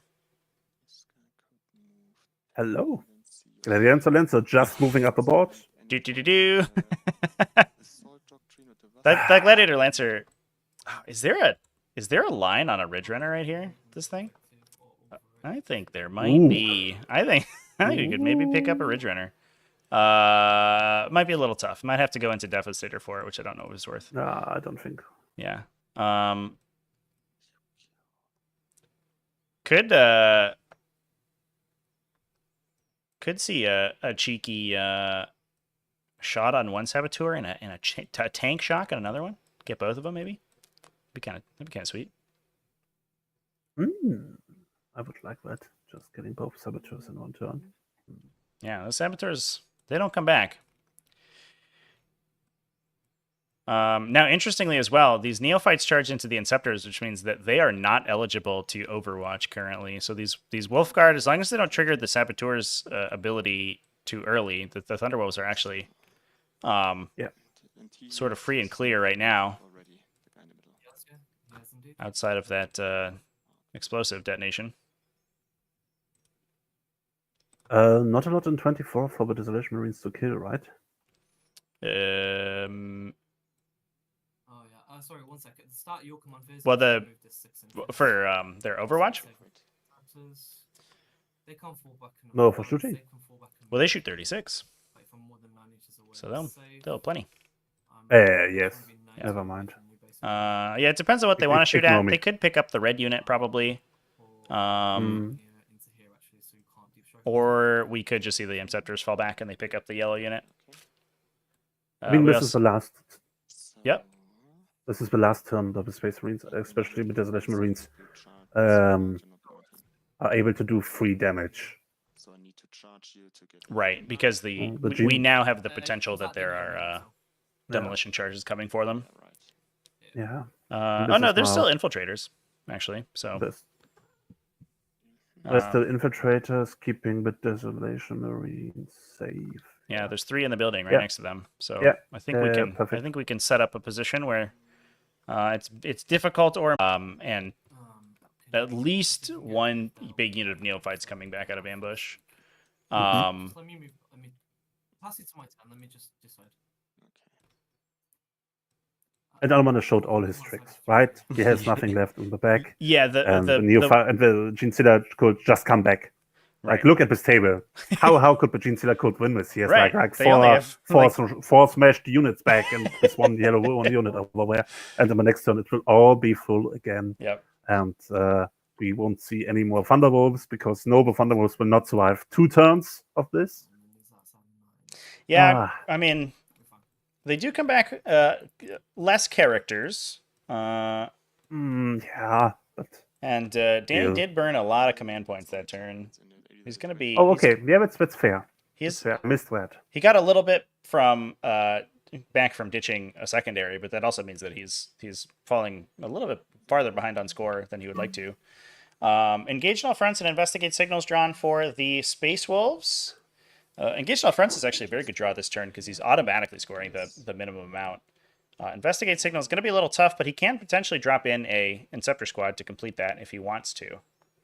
Although doing so does unfortunately mean that you have one less Inceptor squad to destroy ambush markers next turn. Then here, what was it again? And the downside here is that we have been sort of having to pay out the nose to keep these Thunderwolf cavalry going for Anomander right now. So he himself is very low on command points as well. He's down to 1. Yes. So he doesn't really have good opportunities for new orders either. Did we choose Tactical Doctor this turn? Looks like we did. So we're going to fall back and do whatever we want with those Thunderwolf cavalry. And the other thing to remember is that allows you to squad tactics for a full 6 inches if somebody moves within 9 inches of you. So if we do see that last brick try to come in and demolition charge this unit, they're just going to leave. That whole interaction we talked about last turn that didn't happen, still available. He needs to go ahead into 3 to the surprise surprise marker, to the blip, right? 3 inches of the blip, yeah, and then 9 inches outside enemies, unless you use the strap. Or excuse me, I think it's 1 inch of the blip. Okay. But it's just within, so the rest of the unit can kind of go wherever they want, which is problematic. They did. Sounded like they were. I think on the recent MetaWatch video, are a little unhappy with how that interaction ended up. So we could see that change within a couple of weeks. Be interested to see if we see any mechanical changes to these abilities in the upcoming errata next week. Okay. The Nexus and the Primus here are supposed to be inside of 2 inches and are part of the orange unit. Yes, that's correct. Yeah. Okay. Yeah, that was the triangle. Yeah, at the end that we discussed last turn. That's a good call, I believe, from Anomander. If he kills this unit, he kills the unit with Primus and Nexus. I like it. Please will here move 10. Oh, I don't want to move here. Yeah, at that point, there's only one. Oh, there is one Nexus remaining on the last Acolyte hybrid unit, but I think that's that and the unit up top here, which is certainly going to get blown up by something, are the only remaining Primuses on the table.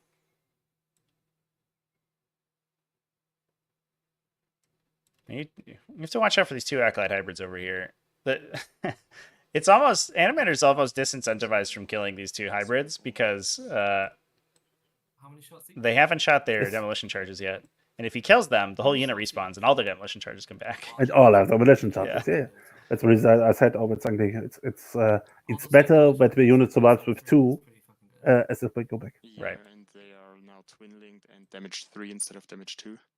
Yeah, which is nice. Oh, what are we talking about? Toughness 6. So it looks like we are definitely breaking one token in the back over here. No.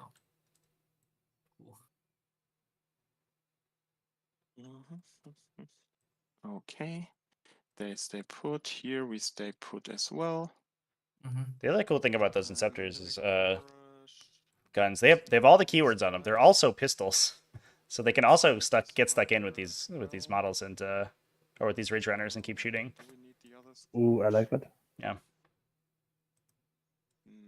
No, that's fine. I'm done. So I'm gonna bring something out of a blip. Mm-hmm. Past me. Hello again. This is a Rapid Ingress? Rapid Ingress. Interesting.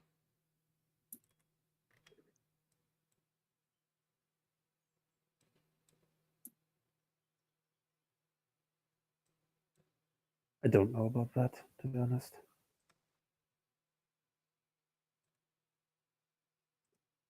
Where did you put Wolf this turn? It looks like on the green unit in the back, on the top Okay. right-hand side. Yeah.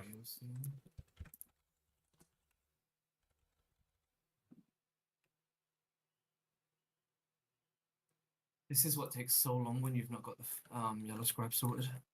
Mm-hmm. Wait. I don't want. Where's my icon? Oh, it's on the objective already. Obviously. Silly me. Why would he not be? More time.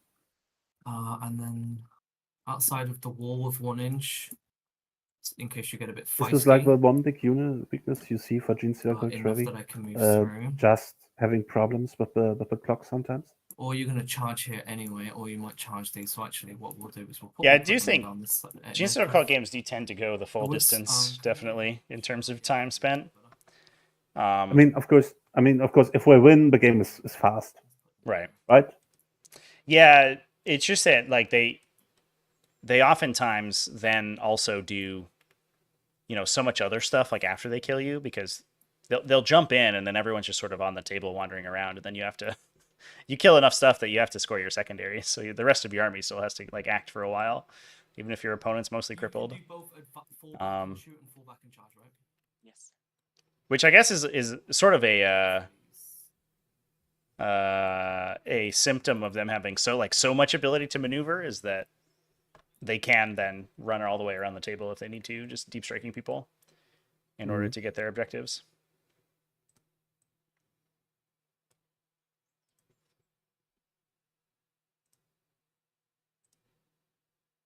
No, let's not do it like this.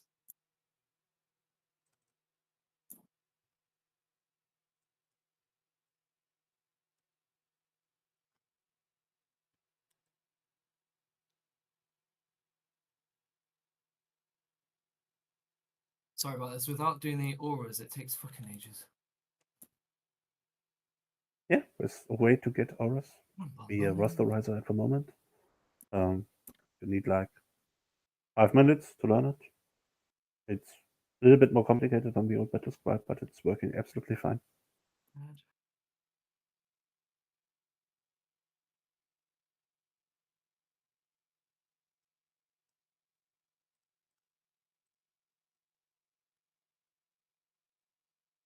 And auras tend to help, especially if you are. Yeah. I wonder if this is where the Desolator shot goes. Yeah. Yeah. Yes. This is also my thinking. Yes, you rapid ingress. Cool. Now put them back in reserve. Yeah, perfect. Now we have a good target for the. Yeah. For the, okay. for So the, I think we use the rapid ingress here to prevent these Inceptors from charging and breaking the ambush token on the charge move. So this ambush token is at least going to get some worth. Problem is, I don't know where the fuck some value. Is. I think I've got. If I can do it like this, I think I can have 3 on the objective. Yeah. That's fine. Yeah. Make sure you're outside of 12 of him. 2 shots is 4 shots. It's not gonna do a considerable amount if I just have some extras, sort of.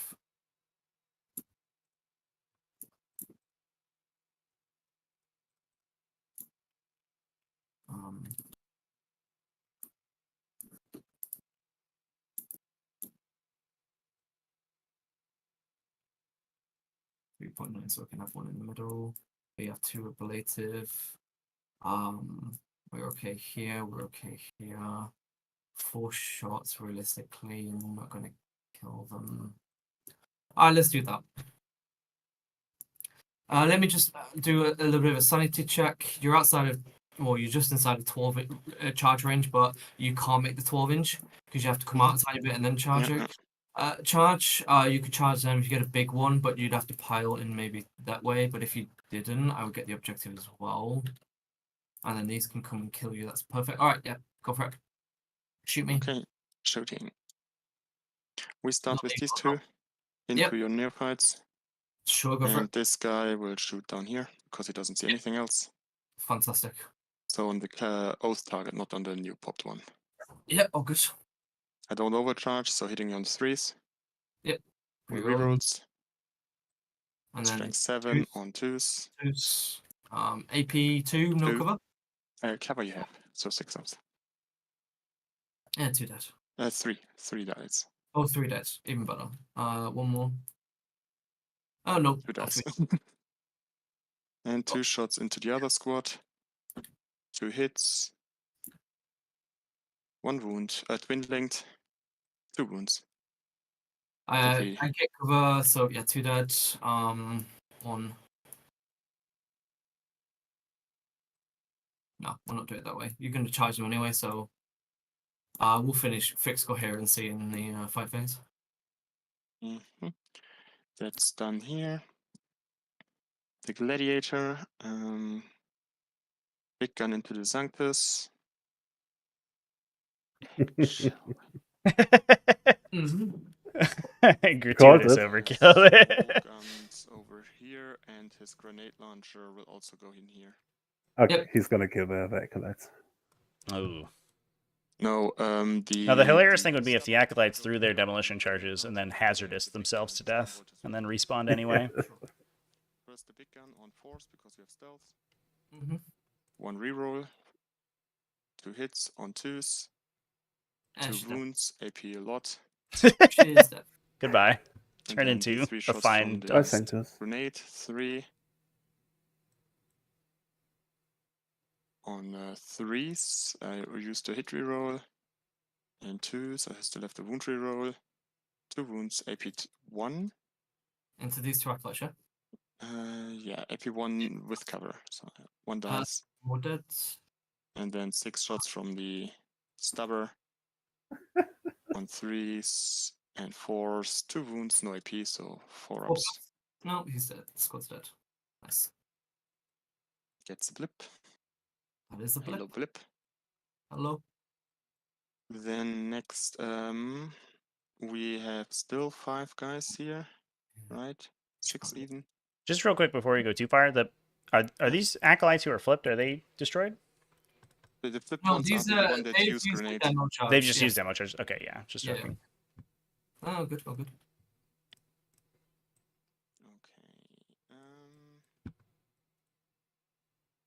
Okay. The sergeant wants to shoot this squad. Yep. And all the rest wants to shoot the blue squad. I'll pop the 1 CP now for no. Oh, so there's the one with the shadows. Good call. So prevents that big neophyte squad from being shot at. So the Dust Slayers have to go somewhere else. Gonna keep them around, but that is a 2 CP bleed to get that squad, to keep that squad on the table. Which is a lot when your Nexuses are dying left and right. 2 will shoot this. I'll write it down here.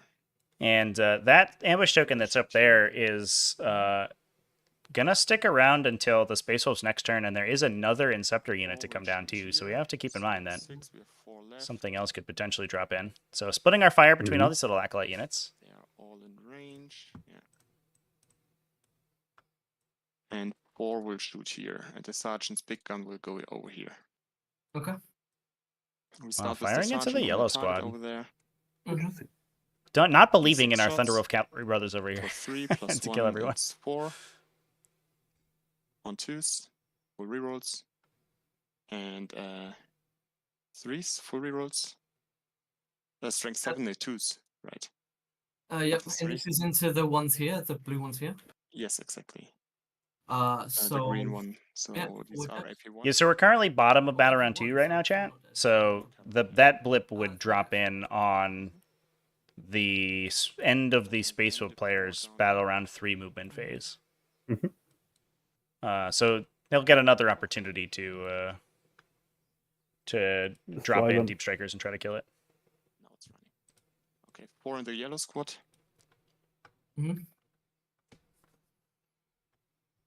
Man, this game has been cool so far. I like it. Definitely goes to show you, don't underestimate the unbridled power of Thunderwolf Cavalry. They're just too strong. I think really they need dramatic nerfs. Hopefully we see those coming this week, because how do you deal with this unit? It's too good. So 3 times 4. 12. It does seem like specifically against the Acolyte demolition charge build, then that reactive move is it does throw a little bit of wrench in the works. I'm not saying it's certainly not like a you know silver bullet, but it does mean you have to be very careful with how you interact with them, because either they could move away with squad tactics or they could move towards you with their own ability. And on the yellow squad, he still has the card icon left, so these heavy weapons will come back. These are still 6, so 4 Yeah. more. Fortunately, that icon does respawn in the movement phase, not the command phase. So assuming these wolves charge into the Reductus Saboteur, they will actually take that objective away. It won't matter so much, though, if we can't put anything onto the objective in the top left here, because those neophytes are holding it right now. Ooh, one neophyte survived. 6 shots. The 2 guys into who? Sorry. Oh, the red ones. Oh, yeah, there's one acolyte still stuck around. Yeah. Get a... Oh, these Thunderbolts don't have guns. They swapped them for storm shields. No. Get a bolt pistol on that guy. Somebody shoot him. 3 dead. Squad's wiped. Yeah. Hey, and there goes the Acolyte Hybrid Squad to the And rest there's of them. one Primus left. One Primus One just Primus. chilling. No units attached, so he's just a One guy. neophyte. He's here to do actions. That's an aggressive ambush token. Yep, there's no way a Thunderwolf Cavalry accidentally gets over there. We will throw a grenade. Do we throw a grenade? No, we don't throw a grenade. I think that's everything shot. Here we are not in grenade range. In this case, we will charge. The Inceptors into your Clavaros or Clamaros. Yep. All right, Inceptors. Let's clear out another neophyte unit, boys. Yeah, into him. Oh, they could even potentially... That's a 6. No, they didn't roll too high. There was a universe where they could potentially even tag the blue unit there too, which would have been insane. But I don't think that's going to happen. This guy can't reach you. Yeah, definitely the that last unit of Inceptors is super important. Inceptors might be the best unit in the Space Marine Codex. Like, unironically. See, these guys are so good. Super interesting. Yeah, I really like them. Yeah. Yep. That's a 4. Comes the charge onto the Saboteur. Do I use the free reroll here? The turn is ends. Yeah, the turn ends. I will use the captain's ability to get a free reroll. Oh my god. That's a 6. Oh. And the captain gives them Classic. +1 to charge, right? Yes, exactly. Here we go, like 4, 5 here. I am not. And then 1 inch.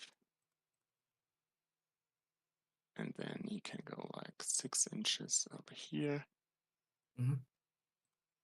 So this guy can't go move here. He can't base here. He can move like. What's here. that charge reroll from there? Sorry. I use a CP reroll, but use the captain's ability. So that the rights of battle can't be used on command reroll because it doesn't specify a target. You have to target the unit with a stratagem, and that just affects the dice roll. Yeah. And then I will do pay the CP for that. Yeah. Sorry. Yeah, it's a bit of a weird one. Oh, didn't know that. Yeah. Yeah, any of those free stratagem abilities, it has to, in the targeting section of the stratagem, it has to specify the unit that's targeted. Command reroll doesn't have a target, so it doesn't affect it. Which is a bit weird. Oh, if we kill the Reductus Saboteur, we're just out of getting the ambush token with these Thunderbolts? Yeah, what if... That's unfortunate. Oh, we're trying to get it with a pile-in, maybe? Yeah, so blocked off the 2 Thunderbolts from being able to base the Reductus Saboteur. And so I think with the pile-in, and then maybe we get a combat orbit on the Consolidate towards the objective, and we could potentially tag it. Oh, that's so close! Might burn another ambush token here. Do you think we take the charge into the red squad? Yeah, just get rid of that whole unit.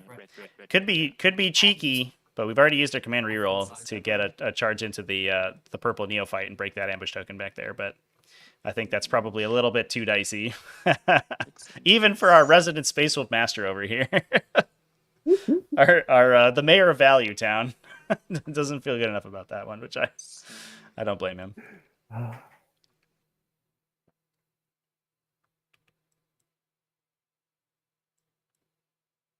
It is nice to see that even with the more restrictive combat movement rules, the gotta watch out for the wall there. There are still some cheeky stuff you can do with charge phase movements. Just watch out for the wall here with this guy. Oh, yeah, sorry. Yeah, he's inside it. A lot of inside it. He needs to give back because then this guy needs to stay like here. He needs to go back a bit to get off the base. Yep. Like this. And then this guy is you here officially roadblocked yourself. and here, like this.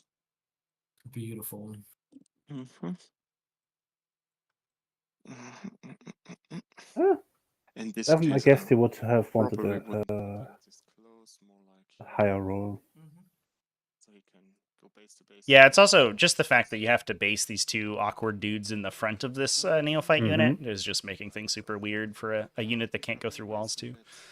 So they have to go around the enemy models, around the wall, then base the enemy models, then get around their other guys who are based. So it's going to be a little bit awkward. But I do like that he's sort of couched this the last couple Thunderwolf cavalry from basing their buddies, because that would prevent them from being able to move too far, and this allows them to get some pile-in moves and actually move the unit around. So yeah, you got to go towards the center of the objective. Perfect. Yeah. Yeah. Now here. You get that objective now because you don't pile into me. So it looks like we weren't quite able to get to that ambush marker. Yeah, I think the wall was probably in the way of where that Thunderwolf cavalry wanted to stand. I think that there's maybe like a path to go like this around it, but I think it would have to have gone through the wall, which is unfortunate for mounted units. So where will be? Not good for Anomander. This means this unit is bad. Yeah, they're already, pretty beat up. I mean, so yeah. And to be fair, though, they are screening a lot of the potential like drop positions where that unit can go. So that there's like we might actually have to burn a 3-inch deep strike in order to get that unit into the unit spawning off that ambush token into a good place, because the Inceptors are up at the top here screening out a lot of the area where you can get line of sight to the Thunderwolves. Because the Thunderwolves can't be seen through the ruin here, so it's a little bit tight. This guy out of the wall, please. Thunderwolves wobbling back onto objective in the center. And then we have these guys here into this unit. All right, Inceptors. You put another token down, right? It's time for you guys to show your mettle. I want to see these Inceptors kill this whole unit right now. We are out of command points to the Space Wolves, but otherwise, I'd like to see an Honor of the Chapter here, which would have been cute. So many ambush tokens in the back corner over here.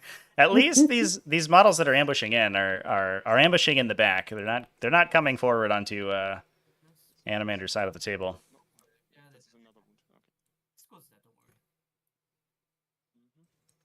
Okay. Oh, kills them and the Clamavus. Oh my god. Nice. Any tech? Having trouble with this objective here. Who's on it right now? Oh, it looks like there's 6 OC. But he can tag an Achilles Ridge Runner. Oh, he can tag the unit. Oh, yes. Because he can go in where. And it's super valuable. That's a big deal. Yeah. Like we said, those neophytes can't fall back and operate, so they are just chilling for a turn. They can move around and get more guys in that objective, but the Inceptors aren't taking it anyway, so it doesn't really matter. Yeah, it doesn't matter. So Danny still sort of remaining dominant on primary objectives. That is going to get Anomander not quite engaged in all fronts because he's missing the top left corner here. And I don't think he's investigated signals, so that might turn into a command point. That's a tough one. If you don't have that changeling, that little changeling, to grab that secondary, that one's tough. If you're not prepared for it. You have to pile in. He can't move, right? Because you have to pile it. You have to pile closer.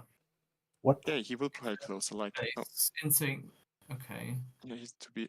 Why cannot? What's Danny doing? But he can also go to the center of the objective, so he the can. The objective is later when I don't No, Danny get doesn't know into the rules. the. Okay. If you can't go into so you've got two checks, right? If you can't go into engagement range, which this guy can, you have to go into base. He can't go base to base. So can he go to the middle of the objective? He can. What's the question? The question is if I can tag these both, because this guy. Oh, wait a second. He was. Oh, my mouse doesn't function at the moment. Give me a second. No. What the fuck is wrong with my mouse? I can't put them up anymore. Ah, no, it's working. Like he was here, these were basing here, and he was behind these guys. Oh. And he was be able to get here, and he would be able to get these in engagement range. And I thought like he can then move to get currency. But so you either have to land in engagement in base to base or towards the objective, right? Yeah, so when you consolidate, if you can base, you must. So that's the first check. This guy has to base here. Right. So then as long as the unit can end the consolidate move within engagement range of an enemy unit, then they move towards each model moves towards the closest enemy unit. If the unit can get into engagement range, then they don't get to the part where they go towards objectives. Right, okay. It only checks whether or not the unit can get to engagement range, not each model. Okay, so but he can, they're complicated. He could be like, no, he wasn't being able. So I can make this move like he goes 3 inch here, and then like 3 inch over here. Yep. And do the currency over here. Yes. Yeah. Okay.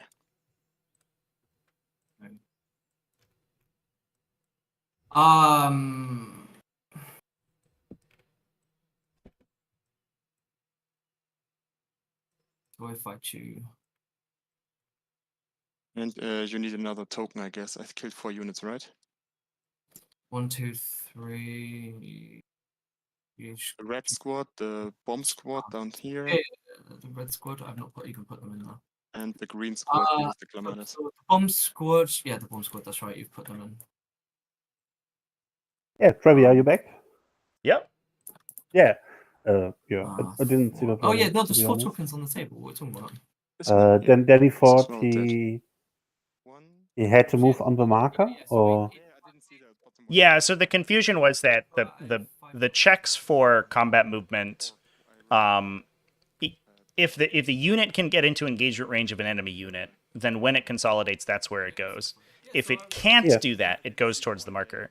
But that check, is for the entire unit. All right, cool. That makes that determination. So if the unit can go there, then they do. But Danny thought that it was per model. So a model that couldn't get to engagement range would have to go to the objective. But that's not how it works. It's just that if no one in the unit can end the consolidate move in engagement, then the entire unit can go towards the objective. But super strong move here. And then just taking the neophytes. I get 10. And this is the neophytes unit with any characters in it?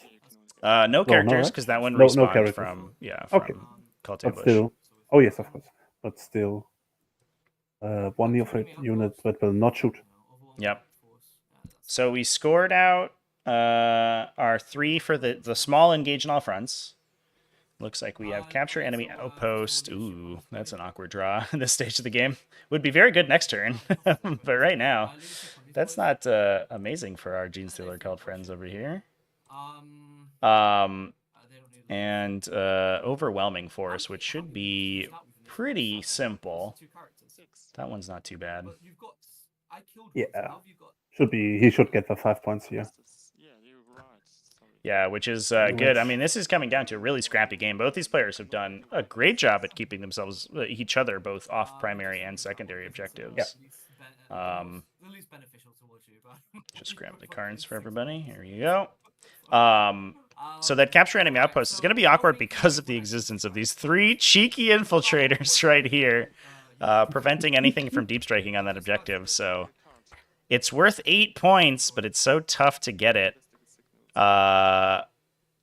We do have an ambush token in the back here. I wonder if we just see that ambush token triggered and we save that card and hope to get the objective next turn. Although that's so dangerous because you just get killed by Desolation Rates. Like I don't know. I guess you can keep trying. You just they get killed by Desolators and then the token comes back and it just happens again. We do just need to kill these 2 Thunderwolf Cavalry on this bottom objective to get that overwhelming force, so that should be easy. It is actually a little bit nice that the Gladiator Lancer is not on an objective currently, but the Inceptors will probably be the other score on that one. Oh yeah, the Inceptors will have to die this turn. Yeah, you can't let those guys keep mucking things around in the back. Imagine rapid ingressing at the end of this movement to kill a couple blips. Yeah, I could see it. You could get 2 easily on this side. Going over here. Yep. And then I think that we certainly lose the Thunderwolf Cavalry unit, but I don't know if we lose all the characters to the very little shooting that's coming at them right now. That's in the Thunderwolf Cavalry that's in the bottom right of the battlefield. And if you get a rapid ingress and just break those 2 tokens that are over there, the last Thunderwolf runs back and breaks another ambush token. Ooh, I like that. You're looking pretty good. And then assuming that we can't deal with the remaining Thunderwolves in the center, then those guys will start to break the remaining ones. And I actually think that the Genestealer army is running out of a lot of its infinitely respawning units now. I mean, you can't. That does cost a command point. Space Wolves are dangerously low in command points right now, but we'll see. But still, this is something he has to do if he sees it. Get 10 points. I can't stop that. Do have a lot to bring down though. This has been a. I mean, Wolfguard battle leaders being wild, weird units aside, this has been a masterclass at the types of play that you have to be aware of to play against Genestealer cults. Like every opportunity you can break a token it's like you have an extra secondary mission that's on your in your hand for the entire game, where it get models within 3 inches of ambush markers, because it's functionally the same as scoring a mission, right? Because it stops this big unit from jumping in and grabbing a bunch of objectives and being annoying.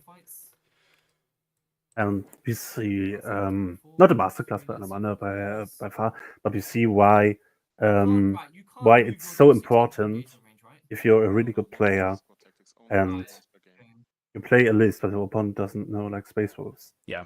He knows, of course, how he has to play versus Genestealer Cult. He knows how he has to play versus Adari, or die versus Adari, whatever. Right. But it's super hard sometimes, even for Danny is a good player, no question. It's super hard sometimes if you don't know what your opponent does and you're running into the traps, and not into the gotchas, into the traps. Right. Yeah, and I think as well too, it's a lot easier for players who are like these faction masters, I think, to create these off the wall situations for themselves where they can make these wild interactions happen. Whereas although Danny is a perennial Genestealer cult player, he's been playing Genestealer cults for a really long time, all the way through 9th edition. But a lot of these factions that are a little bit more known, like you said, your opponent has plans against it. If you're hopping lists very, very quickly to try to keep them ahead of the metagame, then you maybe are in this practice with them. Whereas somebody who's very good with a maybe slightly less well-represented faction sometimes has the advantage. I think we're taking a squad tactics move here. Oh This one man. is the guy wounded. He doesn't need. He's not. Shouldn't be do the coherency. You can move. Yeah, you can. Yeah, you can do that. So I think we're going to use squad tactics to move this unit off the objective so that they're no longer eligible for overwhelming force. Does that matter? Oh, it's nice. I don't know if that does anything actually. Well, some points. No, because it only checks units that were on the start of the objective marker at the start of the turn. So I'm actually not sure that this changes the scoring. I have no idea what he's doing. Okay, perfect. Yeah. Does it break this ambush marker though? I don't think so. Maybe? Nine? And then before you start shooting my time, Measure I it. will guess for... I think it's I'll 10, remove Trevi. this one. The GTA's range says Maybe it's remove 10. This one with these 10.5. guys. Good eye. I could be able to remove this one with this guy. I'm I so will bad rapid on ingress real this. tables. Yep. Yeah. I had a bizarre experience rid once of playing War these guys Machine, here. which was always played on a 48 by 48 table, a 4-foot table. And I played at one time on a 40-inch by 48-inch table. And every one of my measurement, like, eyeballs was off by like 2 inches. And I realized it was like because your brain like takes the like proportion of the table that things are apart and engages based on that. And because the table was slightly smaller, I just couldn't eyeball anything. It was insane. Like every single thing that I tried to eyeball was out. It was wild. Yeah, so there's the rapid ingress to kill those 2 units. That's Wrong move. That's big. That's big. And then we have another unit that's in the back here that again can like try to clear these yellow unit, try to muck with this back objective. Down to 1 CP. And your turn. These rapid ingress plays, man. So cool. I love From rapid. both of these I players. love Both rapid these players, ingress. yeah. It's so powerful, but it's also like it requires you to think so far ahead. This Ridge Runner, no loss into these. I mean, I love 10th edition, to be honest. I love all these interactions. These no, you cannot follow your plan. You will have to adapt your plan like every 30 minutes. But if a game would be balanced at this point, I would be really happy. Yeah, I 100% agree with you. I think the also, you know, not only all of these reactive abilities where there's like it's a discussion between these two players, like, well, if you can use this thing, I'll use this thing, and then both of you are making game actions throughout the entire round. But then also the tactical missions, basically changing your game plan every single turn has been huge. It's been super cool. We'll fire into them as well. 6 plus 3 is 9. On 4 is actually because I can see you. Increase 2-0 AP, so 2 3-ups. Takes 1 more. Yep. And then he'll do his little stubber, and I'm pretty sure he's out of yeah, he's definitely out of little range, so just 3 shots. Hit 5s, rerolling 2 3-ups. Yep, be fine. So anything that shoots them now gets +1 AP. A +1 And AP. ignore cover. And ignore cover. And I've never done this. One sec. Just let me check if neophytes have the grenade strat. I think they do. Why didn't the neophytes fall back, Trevi? From the Inceptor? They do. Why didn't the neophytes fall back from the inceptors? So over here we'll do the acolytes. That's a good question. For free strat, we'll put them, give them +1 to wound. +1. Yeah, +1 to wound. +1 AP, +1 ballistic skill. Yes. So do I need? I don't need all demo charges. Do I? Yeah, I've got 1 big squad with demo charges still remaining and 2 left, so that's fine. I'll do them all. So 4d6 plus 12. So that's 25. On 4 is rerolling 1s. I will leave 4 in. And then on 2s, so 16 4-ups.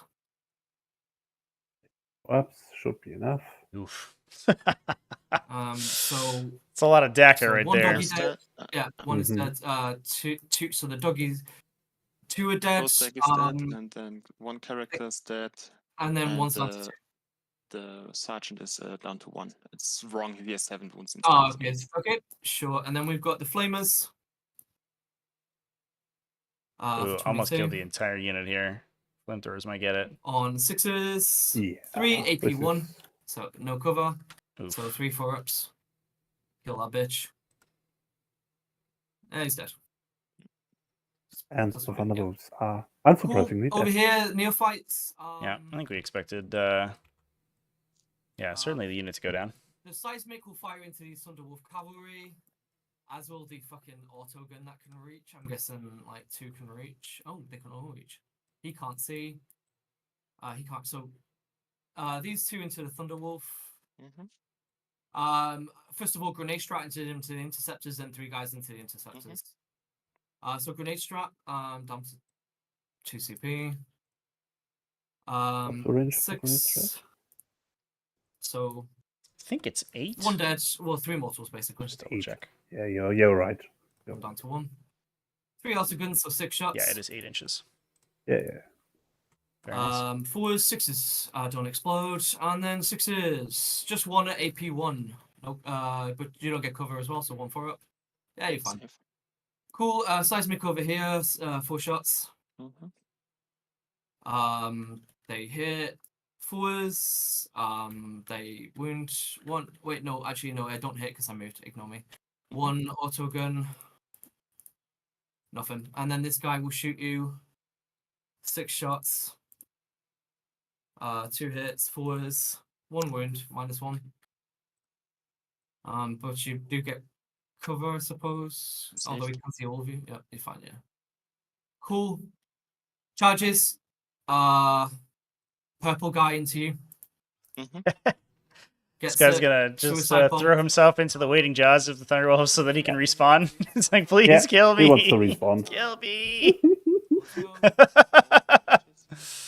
And just locking down these Inceptors. It does restrict their movement quite a bit if they're engaged, because then they can't advance and do stuff, so you're a little bit more leeway on where you can replace your ambush tokens without them getting killed. But this does put Anomander at 2 objectives, so he's going to start getting 10-point primaries. And that's surprising, to be honest. Strength 5, so nothing. I'm not even going to roll it here. It's a waste of my time. I'll pass to you. You can do yours. Goodbye, Neophyte Hybrid. When you're making saves. Yes. So I will kill you, and then I will just pile in on the objective. Yep, all good. And And then place a marker. yeah, I will put a token down. I'll put it here. I'll put it here actually. Ooh. Like so. Oh, Danny, I So don't if you know. go 10, let's just put it right at the edge. Okay. Yeah, I'd be worried there if the Thunderbolts just turn around, right? Yeah. If the Thunderbolts just turn around and charge the Neophytes that are on the objective in the top left here, they just kill those. They kill the Neophytes, they kill the Primus, they kill those 2 ambush tokens. Yep. There have not been that many cult ambushes spawning this game. This has been a great toll of the cultists have been reaped. Yep. And also, if the Thunderwolves kill that Neophyte hybrid unit, they actually A marker. clear the objective in the top. Because that unit's strung You so said a far, the control top marker. right, they kill that objective. They clear that objective marker for the Inceptors to hold. So that's the end of my turn. I get I like 4 it. points for overwhelming force, is it? Let's double Nope, just 3 check. points. Let's take a look. What I've killed something did on the Anomander objective. draw? No, they weren't on the objective. Yeah. What did you Interesting. kill on the Oh, right. objective? At the start of the turn, they were. It's on the start of the turn, yeah, then. But it's just capturing the start of the outpost. turn. Yep. Capturing an outpost I can't do, so I'm going to discard that. Anyway, I don't get a CP, but yeah. I think the overwhelming get some force would points. score maximum, right? Because he killed the characters, which would split individually. In your command phase, I'm moving this token to safety. This was A moment where I die, where I still Yeah, won. which is, yeah, it's over here. Actually, if it was here, can you get my interpretation of the rules is, in this case, is if he would have killed the wolves, they would have kept alive, and the second unit would have killed the characters. This would be 2 units, of course, but otherwise, because we're dying still, the rules on that are not triggered, and it's still 1 unit for overwhelming force. But I understand your point. Also comes back now or next turn? If it's gonna die after the movement. I'll look that one up while we're going through Anomander's Might be important. here. This will be this will be this could be a 2-point game here, so that's an important one to take a look at.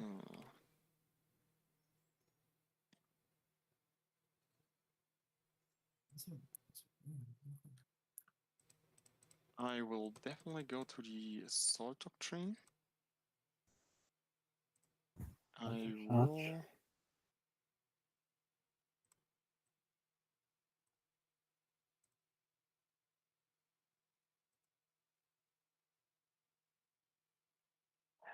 I still can't fall back and shoot, so that's fine.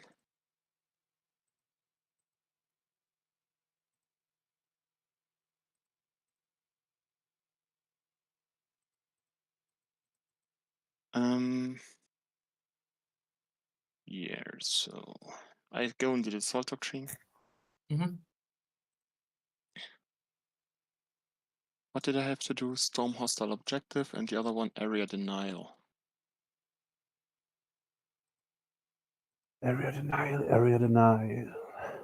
And you have no. Oh, that's a good pickup this turn, actually. That Lancer just gets it on. The infiltrator will advance. It's 2 without 2 good secondaries. Yeah. And also, interestingly, they've removed the restriction on single models holding multiple objectives. So that Lancer, I believe, can actually hold 2 objectives in the center and score area denial. Oh, nice. Which is a bit of a meme, but, you know. Oh, well. Pretty good. Where's my token? Especially in this mission, holding all those objectives is a little bit irrelevant, but it does mean that it's difficult to contest both of them.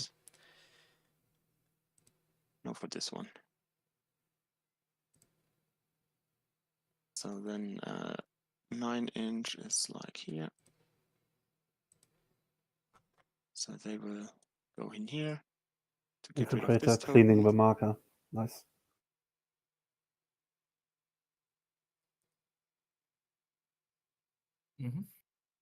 This was somehow strangely measured. No, it's not more than.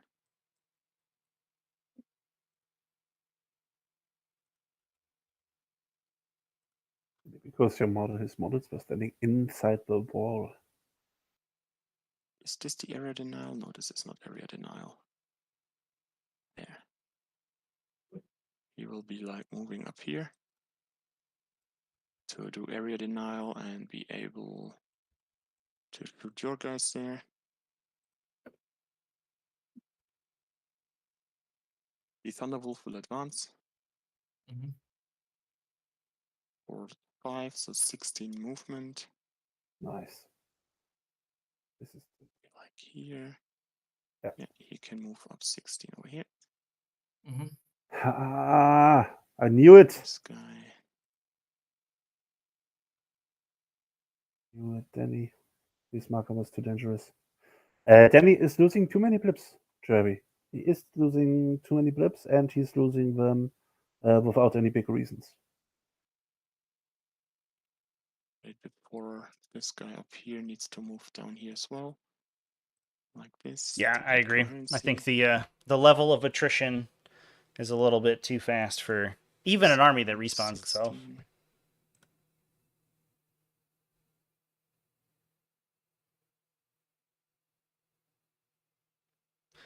Just a note, Danny, I think you'd score 5 on overwhelming force that turn because you killed the characters that were inside the Thunderwolf unit.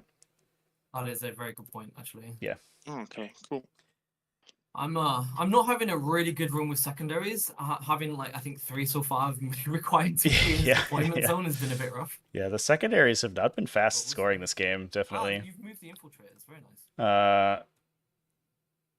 So just going through the bodyguard rules, the unit is treated as a single model, except for in cases of rules that trigger when the unit's destroyed. So it's basically 3 separate units for the purposes of being destroyed. So those were, and because they were, at least 2 of them were on the objective, that would score. The 2 criteria for overwhelming force. Yeah, so that's this Thunderwolf Cavalry run here is going to be huge. They're going to charge into the Primus and these neophytes. They're going to use their charge and or pile and consolidate to get near the ambush token, it looks like to me. Gonna try it. Yeah, we'll see if we can do it. Oh, we're going to rapid ingress again. Oh, so many rapid ingresses. This might be the most rapid ingresses I've ever seen in the game so far. This is fun. It is, yeah. Definitely the play counterplay this game has been nuts. So making sure we can make use of all of our cult ambush tokens. It's like, please stop breaking them. I need you to stop it. But this is good technology if you're a Genestealer cults player. Yeah. That if your opponent's looking to break a ambush token on a charge, you can just bring your unit in at the end of their movement phase. You're staying in combat with the Inceptors, yeah? Cool to see these 2 armies that are very finesse-oriented fight each other. Genestealer cults can definitely be like really front-loaded if you just throw a bunch of seismic cannon shots at your opponent and say go. But go wild. You do have to be, pretty smart with where you place your characters and where you apply your more powerful buffed units, and especially where you place those ambush tokens. The tank here will shoot into the yellow squad. Sure. Range is outside of 12, so that's 4 10 shots from the small guns. Mm-hmm. On 3s. Mm-hmm. And 3s. No AP, no... They're the Oath unit, yeah? Oh yeah, they're the Oath unit. Yeah, never mind. I don't. It's fine. AP? 0. Cover? Yellow is the Oath unit. 3 dead. Yeah, you put the token on them. Then the Icarus rocket pod. Mm-hmm. 2 shots. Yeah, yeah, Chad. Yeah, he just forgot his oath on his little shots there. 2 wounds, AP 1. 2 dead? Yeah, 2 more dead from that, and then the laser should pick up the last guy. Both hit. Yep. 1 wound. Absorb. AP? 4 or 3. Yeah, okay. Scott's right. Scott's dead. Nice. Where is he? There you are. Good job, Lancer. We're proud of you, buddy. You did great. He did. Your token? Yeah, I'm just thinking. We'll just put it back here, I think. That Lancer's killed a Reductus Saboteur. It's almost at value. Interceptors into the Acolytes. Mm-hmm. 6 shots. Down here at the bottom, these Acolytes. Okay. Well, that's a really bad roll. 2 hits. 1 wound. Oof. Oh wait, twin linked. AP 1, 2 wounds. AP 1. These are the bolter guys. 2 dead. Oh, bolter. Okay, fair enough. And here we have the pistols from these that will shoot at the Ridge Runner. Okay. I don't have to shoot the closest target. Anyone with engagement range, right? In range. Oh, So interesting. shoot The everyone in the Anomander's got, I think, the wrong models loaded in here, but this Inceptor unit that's up engaging the Ridge Runner is actually the Plasma Squad, which I did not realize. 3s, no overcharging. Oh yeah, he started with a Plasma Squad on the board. Yeah. I thought they were. I thought those were bolters in the Plasma Reserve, but that actually means that they can actually just pick up these Ridge Runners potentially in shooting. And those Ridge Runners do not have cult ambush; they don't come back. So once they're dead in real life, and that's more AP increasing that you don't have access to for the Genestealer cults anymore. Do they want to though? And then he keeps his last unit of Acolyte hybrids alive by spending again I guess his CP to be not be. I so can he shoot a cannot vehicle, shoot right? them. So the sergeant can shoot the Achilles Ridge Runner. Mhm. And Yeah, then downside of engaging those neophytes is that with the Inceptors is that you can't shoot them, which is probably why they stayed in melee. Acolytes down here. At least force the Inceptors to fall back if they want to actually have a chance to shoot those Desolators at them. So green Acolytes And that then already use their demo plus, charges are going to die. 1 each, so 4 more. Maybe the On Primus? 3s, no rerolls. 6 exploding. Oh Still my god. 7 wounds. Whoa, what a wound roll that was. Holy crap. AP? 0. Ignore cover. In Amnesia. Yeah, those are only strength 4 versus T4 Acolyte hybrids, so that wasn't. That was a good brace of 4-ups there. And then we have The Value Town Mayor. Getting that value. For 1 Aye, shot aye, on 3. On 4, 1 wound, AP1, ignore cover. He's strength 7? Yes. I thought strength 6. It was. He's now strength 7. 2 damage. Okay. Yeah, that Venture Launcher is no joke. Nothing rocks. Mm-hmm. But which one is alive? Then we go for charges. Mm-hmm. This guy here will charge the Primus. Sure. For 4 inch. Mm-hmm. It will be like And he needed like here. I think he needed like a 7, 8 at Like least. here. Yeah, that would have been nice for Mhm. sure. Especially Also, This guy can they're go. gonna attack get by Acolyte. glommed on the pile in towards the neophytes now too, so probably not gonna get that Yeah. last ambush marker. That is a good pickup by Danny to notice that it's tough to get mounted models around that corner. Mhm. So he's trying to keep it safe as long as possible. But look at all these units stuck in cult ambush here. So many neophyte bricks. Oh my god. So many units and only one marker to bring off on. 3 inch up here. And that's still not possible, so he needs to move less. This is coherency. Like here. Okay. More charges down here. Yeah, they're in jail. They're never allowed to leave now.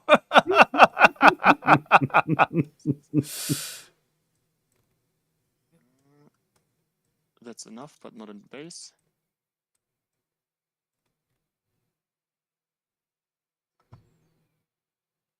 It is an interesting interaction with this mission that units just start leaving objectives because there's no reason to hold them once you have 2 locked in. So like I don't know if anything touches this, the Lancer's objective. That's probably on lock for the Space Marines. The Desolator's objective is basically on lock for the Space Marines. So Anomander doesn't have to worry about holding objectives anymore now, basically. And keeping your own models on objectives just means you're chargeable. Should be able to get closer. Yep, Maybe that's I nice. think only 1 can attack you. Mm-hmm.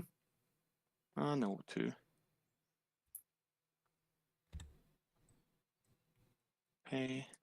So we're gonna kill the Primus and also go into melee with the Yeah, neophytes. touch this neophyte hybrid squad on the other side too. Mhm.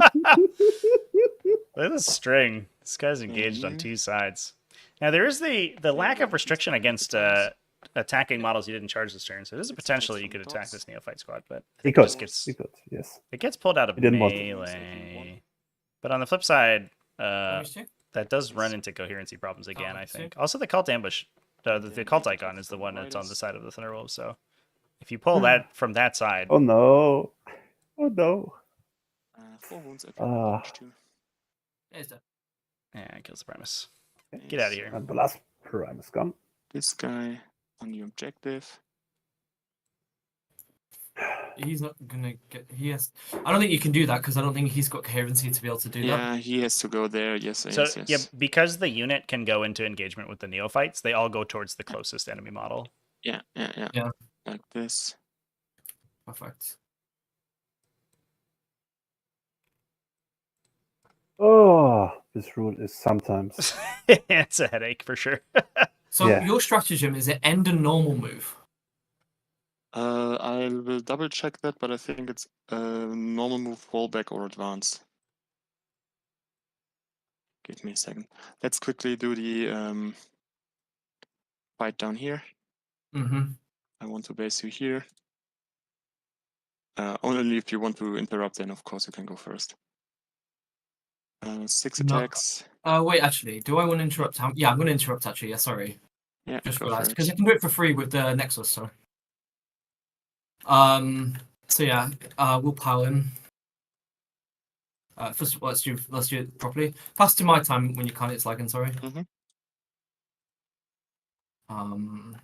Here's the enemy model. He's here. He like swiveled around. So 9 attacks. 3s rolling 1s. 5s. 2. AP1. You So 2 AP1. for us. Yep. So 1 He's step. dead. Yep. And then we'll pile in. Like so.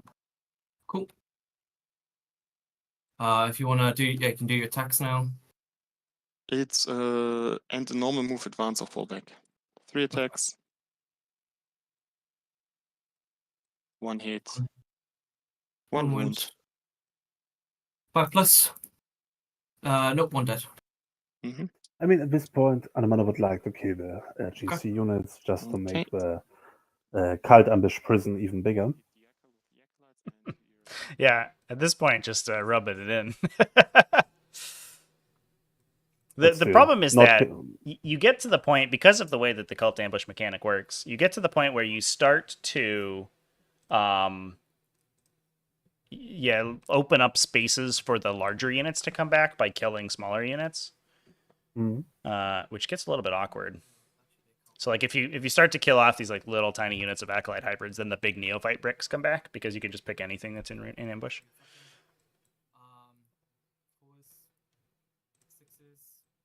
1 save, 0 AP. It's fine. I'm not fighting you here for obvious reasons. And here we hit you 1-1-1 again. The 1 in the acolytes, 2 hits, 2 wounds. Ooh. On the neophytes, yeah? Yeah, neophyte, sorry, yeah. Oh, for me, it's all the same. Seeing scam. And now he could. What are you doing, man? Then the sergeant into the middle one. No, pull out from the space. Pull out from the wolves. 1 wound. Yeah, I think you get a real bad coherency problem if you kill the 2 guys in with the wolves. No wound into the. One it's second. Like, yeah, thank you, Danny. Oh, into coherency, I can't. Yeah. So then I can pull. Okay, he's getting into coherency problems. You have to go to the ridge runner. So he suffered his models around again. Cool. Okay, that's fair. 2 saves, 1 save on the. Oh wait, wait, stop. I'm not going to do it like that. That's really fucking stupid. I'm going to pull these ones. If I do that, I'm outside of shooting. I'm still in fucking combat, but your wolves aren't going anywhere. Stringing is very powerful, but it does create these awkward situations. You have to ask yourself the hard questions. The important part is now he loses also the cult icon if he pulls out here, like we said before. So he no longer respawns, yeah. Oh! 6 left, yeah. Yeah, I think he's already lost the objective on the left-hand side here, so he's just gonna make sure he keeps the one on the right at the expense of like 15 neophytes. Yeah, I'm going to spend 1 CP to go into deep strike with my acolytes. Ooh, very cool. So we're gonna end of opponent's turn, put a unit back into reserve. And Anomander scoring both, I believe, from hostile. Yeah. That's a big point swing. Yeah. The primary advantage is still on Danny's side. Yeah, but it's shrinking quickly. Just give me an action. Just give me 1 fucking action objective so I can play this game properly. Oh my god. Assassination and area denial? Are you kidding me? Oh, these mission draws have been brutal. Those are not the 2 you want to see right now. Area denials may be possible if that unit to just pull it into reserve can come out in the center, 3 inches away from the Lancer. But it's not what you want to be spending that on. No. And assassination, he's killed so many characters already, but the ones that are still alive are embedded in a 6-strong Thunderwolf cavalry squad. I mean, he wants to kill these Thunderwolf either way, I guess, but yeah, but like, what's he gonna kill it with at this point, right?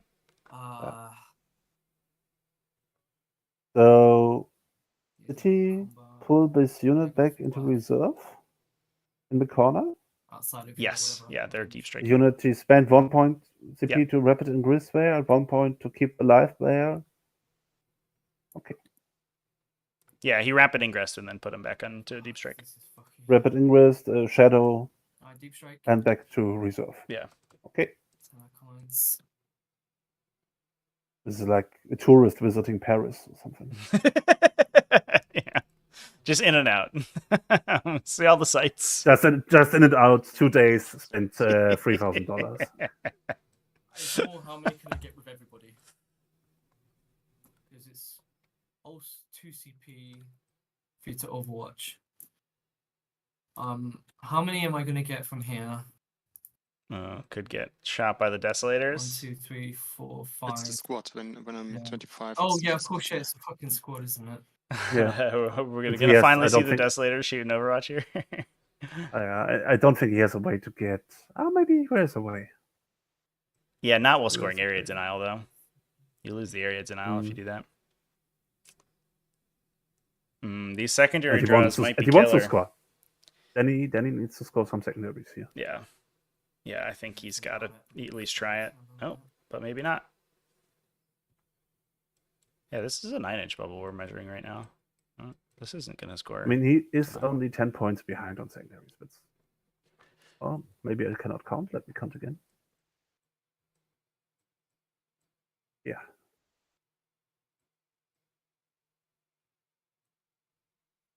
Yeah, he's 10 points off on secondaries, but the primary score is like I think gonna peel away from him pretty quickly. Because Anomander's gonna score 10 again this turn. There's basically no way to stop that from happening. And then I think is gonna have enough stuff to clear off at least down to 1 objective, it looks like to me. And then so he'll be up another 5. And then he also has bottom round 5 scoring. So they both have end of game scoring, but Anomander gets the chance to kill a bunch of stuff before that happens. So cool. Do you want to watch with the Gladiator Lancer? No. No. Alright, shoot him. First things first, this Ridge Runner into your Inceptor over here. For 5. For 6, sorry. 5s. 4s. 1, 0 AP, so 1, 3 up. Takes 1. And then the little shitty shots into the Inceptors here. On 5s. And then on 5s, so 2 into the Inceptors here. 1 wound. Take 1. Yep. The other Ridge Runner into this Inceptor over here. For again 6. Nice. 4s. Fucking brilliant. And then the little shots here. Again 6. It's heavy. I'm pretty sure it's not heavy actually. So it's -1. Yep, 2, 3 ups here. Fine. Over here, the hybrids are going to throw, first of all, the strat for mortal wounds onto the Gladiator Lancer. For 3 mortals. Do you have a battle shock for the neophytes? That's great. All demo charges. oh yeah, for the blue unit. 1 CP plus 1 to hit. Ah, well, too late now. And plus Yeah, 1 I'll ask AP after for they 10 plus 12, resolve this 22. attack. Yeah. On 4, 6 explodes. Oh my god, thank god for 3 oh my ones. god. No. This is so. 3 rerolling ones. 6 AP, 3 damage 2. Oof. AP3 for the stretch emerald, so 6s. So it takes 8 8. damage. It's down to Down to 1. one. Get it with the flamethrowers. 23. Oh, that was a good shot, actually. On 6s, rerolling ones. 3 AP1, 4 AP1, so 4 5 4 up, sorry. It's dead. Does Hey. explode?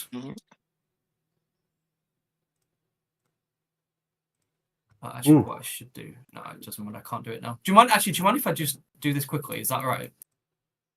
Is that all right with you? If I position Were like they that? all in range with the flares? Yeah, they're all in range Yeah, of 12 okay, inches. Yeah, easy. yeah, that's fine. Yeah. Just I'd real say quick, here. did we battle shock the blue squad here? Yes, we did. They Mhm. passed. Cool. No, they failed. Oh no, we didn't, did we? Yeah, no, they did. They passed, didn't they? They both passed, yeah. Yeah, they both passed. I Yeah. think so. Nice. Confusing me for no reason though.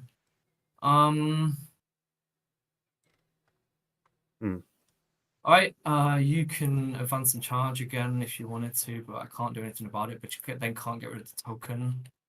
Mm-hmm. So that's okay. Yeah, that's the end of my Ridgers, you can fight first. He is scoring. Why isn't he scoring 15? Okay, Yeah. he has to pile in towards this one. I don't know. So 2 into the full, 1 into the slow, the 1 into the low. 3s and 5s, 1 wound.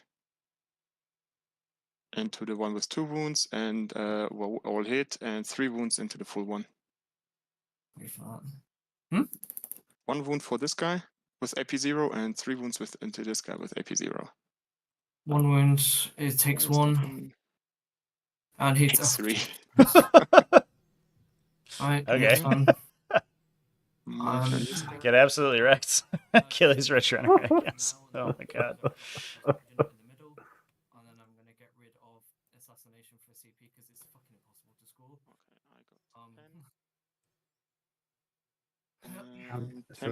Tempting target. Select one and capture enemy outpost. Yeah, I'm gonna Nexus ability to move this a couple of inches. Capture enemy outpost. Yeah, good luck with that one. Tempting target. You've got to. Oh, you got to. Oh, he's still alive, isn't he? Fucking lucky bastard. This one here. This one there. Yeah, this one. Yep. Okay. Good choice. I'm thinking it's 1 CP to throw a card away and draw a new one, right? Yep. I will do that. Down to 3 CP. And deploy teleport homer. Interesting, we ditched tempting target, not capture enemy outpost. There was no way to get to the tempting target and capture enemy outpost. I mean, he can just put his Inceptor on the marker and kill the marker units on it. Right. Yeah, I think he needs to put them into tactical and then fall back and just blast that unit. Then I will spend 1 CP to get yeah, these guys like that's what's happening. Doctrine. Very nice. Yeah, I guess the Acolyte Hybrid unit would return to the shadows if you shoot them with the or one with the shadows if you try to Desolator them. And you could try to get the Inceptor onto that objective, but it'd be tough. Yep. No reason to risk it. And deploy teleport homers is fine because I think you just do it with the Thunderwolves. Yeah. They just walk a guy in 6. Is within or wholly within? What was this again? Within your deployment zone or within the middle. Okay.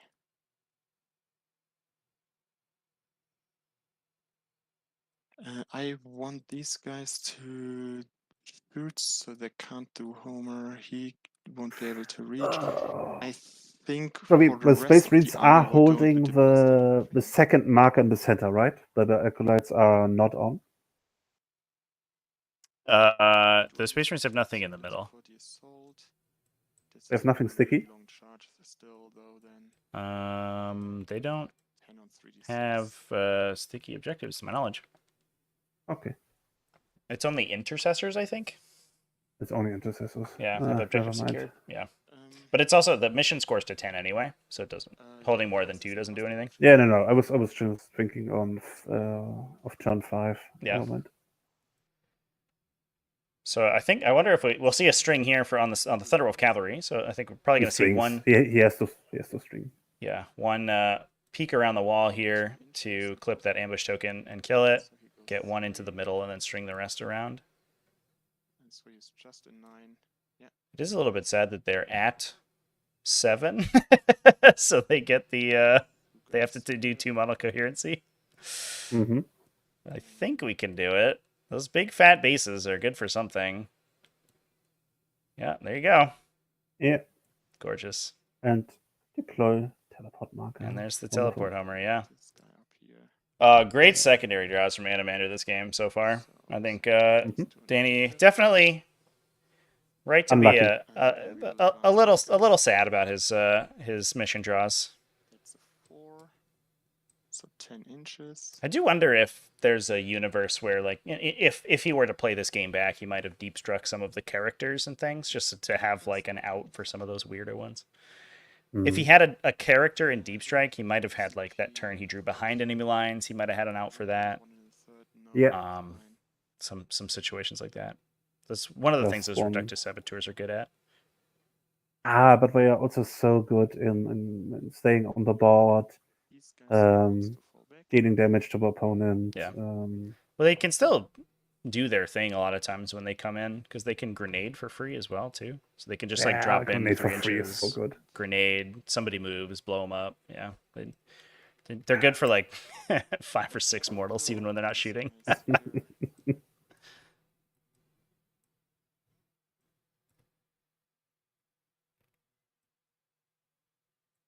So Anomander up 2, about to score deploy for 3. Assuming all goes well, capture enemy outpost for 8. Wait, he's bolted, yeah? This guy's the bolter one, yeah. So I think, I need to and do then something. Okay. it looks like this Acolyte unit here, assuming that Danny keeps it alive, will, are we flamethrowing him? Rolling ones. Yeah. Just 3? Yeah, he is. 3 ups. Oh, kills him! Oh! Oh, no! Oh! Oh, that's big. So we can't clear out this hybrid unit now. Oh, but he should have slow rolled that. He should have slow rolled. Oh, that, to really. CP reroll it? Yeah. Yeah. Yeah. This is Desolators. super important to kill all the Wait, neophytes stop. Bring it back. It did not flame 2 us, it doesn't neophytes matter, are I enough just realised. to keep the marker. Okay. Sorry. Oh, wrong guy. Sorry. They don't have anything. I've just realised. I'm looking at the models, and it's. Oh, okay. Yeah. He tried to do it for free with never the mind. Nexos, but the Nexos unit Okay. has blasting charges still. Okay. He doesn't have any flamer models. Got it. Yeah, and it looks like the other squad didn't have dudes. I mean, he'd have to pay a CT for it. All right, well, fair enough. Good catch on Danny's part. Yep. That's nice. And the Desolators wants to shoot the Acolytes. Alright, so 1 CP on the Acolytes to not be shot. Okay, so we have the Sergeant onto the hybrids, and then I can redirect and Wait, stop. everything. No, actually, no. I've got a better idea. Okay. 1 CP for these neophytes to not be shot. Mm-hmm. So yeah, you can't shoot the big. How many? Yeah, you can't shoot the big guy down. Mm-hmm. So, you can use this again on the Nexus, right? I can use this again on the Nexus show. Then I will target the Sergeant on the Nexus, and all the small guns still stay So, on the hybrids. So I will obviously do it on the Nexus. So Yeah, then the Yeah, so a little missequence there. Sure. No, okay. The Sergeant into the Ridge Runner for 5 shots. I guess Animator does get the shot that he wants, though. 6, 5, and 6. Which is onto these Acolytes. 5 and 6? Oh, Took us a while to get around, but we got there. Everyone ignore cover. Well, now he dies. And that's an adaptive strategy Stormer Fire shot. Yeah, that's disgusting. And then the Yeah. 10d6 shots That into the yeah, Acolytes. that Desolation Squad, once the full combo is assembled and they explode on 5s and get +1 AP, ignore cover, is just disgusting. They do so much damage. Yeah. Oh, no, this is I'd say that unit is this like 10-man squad keeping still, Space Marines so, alive in a lot of ways. 20 more. Yes. They're definitely the best unit in Space Marines. Maybe besides Inceptors. But you will So, only nose target, even like their 6 role in the is meta. exploding. Yeah. Yeah, it is good Necrons. against these big these big brick armies too. The brain Keeping blocks. Gene Stealer Colts honest, keeping Right. Necron Warrior Blobs honest. Yeah. Ugh, 3 days. I like it. So there goes the Those then we guys. throw out here the It's an ambush token Inceptors now. We can into just your charge the hybrids Inceptor, and right? fights. And kill that? 6 I would shots. just give a grenade stratagem or Luckily, something. it's Oath of Moment time. Oh, we did roll terrible again with them. 5 And the hits, third time. 2s, reroll 1s. Oh my god. So 5 wounds, AP2. So 6 ups. Was it 2, fucking so open? 1/6 saves him. Oh, he's dead. No. That was my shooting. Then the sergeant, the Inceptors will charge you. That's enough. But in the lone Inceptor did not shoot. I'm confused. We haven't gotten there yet. We're just charging these top guys All the first. charges, they will 9 attack. Oh, no, I guess not. Huh? Get in there. Oath of Moment. Maybe he And doesn't know that he's allowed to shoot wrong. instead of And 12. 3s. I have no idea. Oath of Moment. He's dead. Yes, I did. I guess he would. It would just be trading a cult ambush token, right? Because you kill one and then potentially kill two guys and generate another one. We can call it here because let's see, I'm not gonna get anything like. And this is the it's handshake. just shit. I'm Yeah. not getting any good secondaries that I can do with my army. Yeah. I'm just really fucked on secondaries. So honestly, I'll say this: Looks not like that's knowing the that they talkout. can pile into my army when I set up to shoot them. The fact that you didn't mention that just fucking ended the game, because I set the entire army up to kill them, and I didn't know that they could pile into me. I assumed, yeah, because this wasn't mentioned. I'm just telling you now, it wasn't mentioned. You did say you can move, but you didn't say you can move into engagement range. So that was not because my of that, intention. Yeah, but it's also you didn't say that. it's a little bit of a game knowledge thing, and also all of those reactive effects, to my knowledge, can move into engagement range. That's not unique to Thunderwolf Cavalry. Carnifexes and Corn Berserkers also do that, No, as far as I know. So yeah. Really sorry you missed that. It's totally understandable that you'd be upset about it. That's definitely and definitely frustrating. But yeah, and it changed the game a little bit because and we hear it now from Danny, and I believe this is an important part. He had all chances to win the game after this. The game was still completely open at this point. And I think this is a good example. If something happens in the game and you feel disturbed by or angry at your opponent, maybe just step outside, walk 5 minutes around the block, and come back with a clear head. I didn't want to have a gotcha there. Yeah.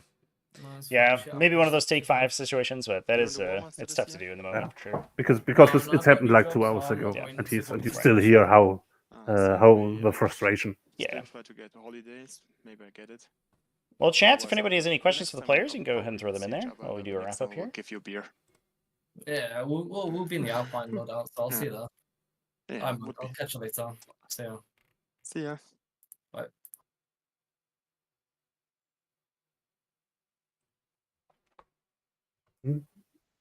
Well, yeah, we're gonna end congratulations on taking it down. Thank you. I'm gonna hop into the player chat, by the way. Mm. Those Thunderwolf Cavalry, hot damn, too strong. I'm still pretty sure I mentioned it. I'm sorry for this. This is like a really bad feeling for the game. Well, of course I know this. Like I remember you letting me run into the Armor of Rust in a Tracy Sport final. Nobody had ever heard of this before. Nobody had. I remember that very distinctly. Yeah, it's I mean, it's a little known effect. The shoot on move, I think all of them can go into melee. So, and if you don't know that, then I don't know what to tell you. But cool to see the Thunderwolves taking it down. That puts you up against, looking at your bracket here, either Eldar or Necrons. An easy bracket you have so far. Ooh. How are you feeling about those matchups? I didn't play Necron so far, but talking with Malte and Arne, it seems like it should be an easier matchup than Eldar. So I'm not sure. We have to see. I guess the Desolators do help there a lot. right? Just being able to hopefully clear out a big number of models before they just reanimate a million times. Where's our Nikon list? I'm not able to find lists today. The Thunderwolf Cavalry, especially when you use Epic Challenge, is also able to go through Lich Guard. Yeah. Yeah. So I don't believe that there are Lich Guard in that list. Or Necron Warriors. Yeah, it's a warrior squad, and then Doomsday Arcs and Heavy Destroyers for the most part. Guys, I'm not finding the lists here. Help me out. Yeah, so they're all on TTS40k.com/invitational. And it that's a place where I'm looking at. Yeah, it is Doots list. You just click on the name. The lists are there. Yeah. Doots. Oh yes. Or Eldari, and I believe Zach is, if you do run up against Eldari, still running his Wraith Knight. Yeah, he's locked in on Mr. Wraith Knight there. Damn, then, and even if I make it through that round, then there's still like a probability to get Gene Stealer or Eldari again. Or even Wolves. That just would be fun to play against Agent X with his Wolf, but he has a hard way to go as well. Yeah, and he doesn't have Thunderwolf Cavalry, so like, what chances he have? What? Why doesn't he have Thunderwolf Cavalry? He's a Dreadnought list. Okay. He has an Ironclad Dreadnought, so that's like basically as classy. To be fair, that's also nice. Yeah. Some whirlwinds. Why am I not seeing? He has the what? Where are the? So that'll be that game will be first thing tomorrow, so we'll get to see how that one goes pretty quickly. Although he has 3 units in separate too, so also useful. Looking forward to it. Jan, congratulations. Thanks. Nice game. I think I said I have no idea why you are playing 2 units, but yeah, 2 units. Wow, I love That's the it. truth. Now everyone's going to be playing 2 units. Anomander's a trendsetter over here. Yeah, hopefully. Well, thank you so much for the showcase. That was a super fun game. Okay. And congratulations on taking it down. I'm looking forward to seeing you in the round of 8. Oh, cool. Then see you next time. Yeah. Cheers. Bye. Malcha, thank you so much for hopping on with me. It was fun to commentate with you as always. It was fun. And maybe I'll be back even when we see. Hell yeah. Yeah, absolutely. And do you want to give a shout out to your team there that Anomander is also part of? Breaking Heads, yes. If you're listening and you're interested in German 40k content, we are doing a stream every Monday evening European time where we talk about German meta and German tournaments and so on. So if you understand a little bit of German, hop into the Breaking Heads channel and take a look. Hell yeah. Yeah, and you sometimes you guys do English content too, which is always fun to jump in onto.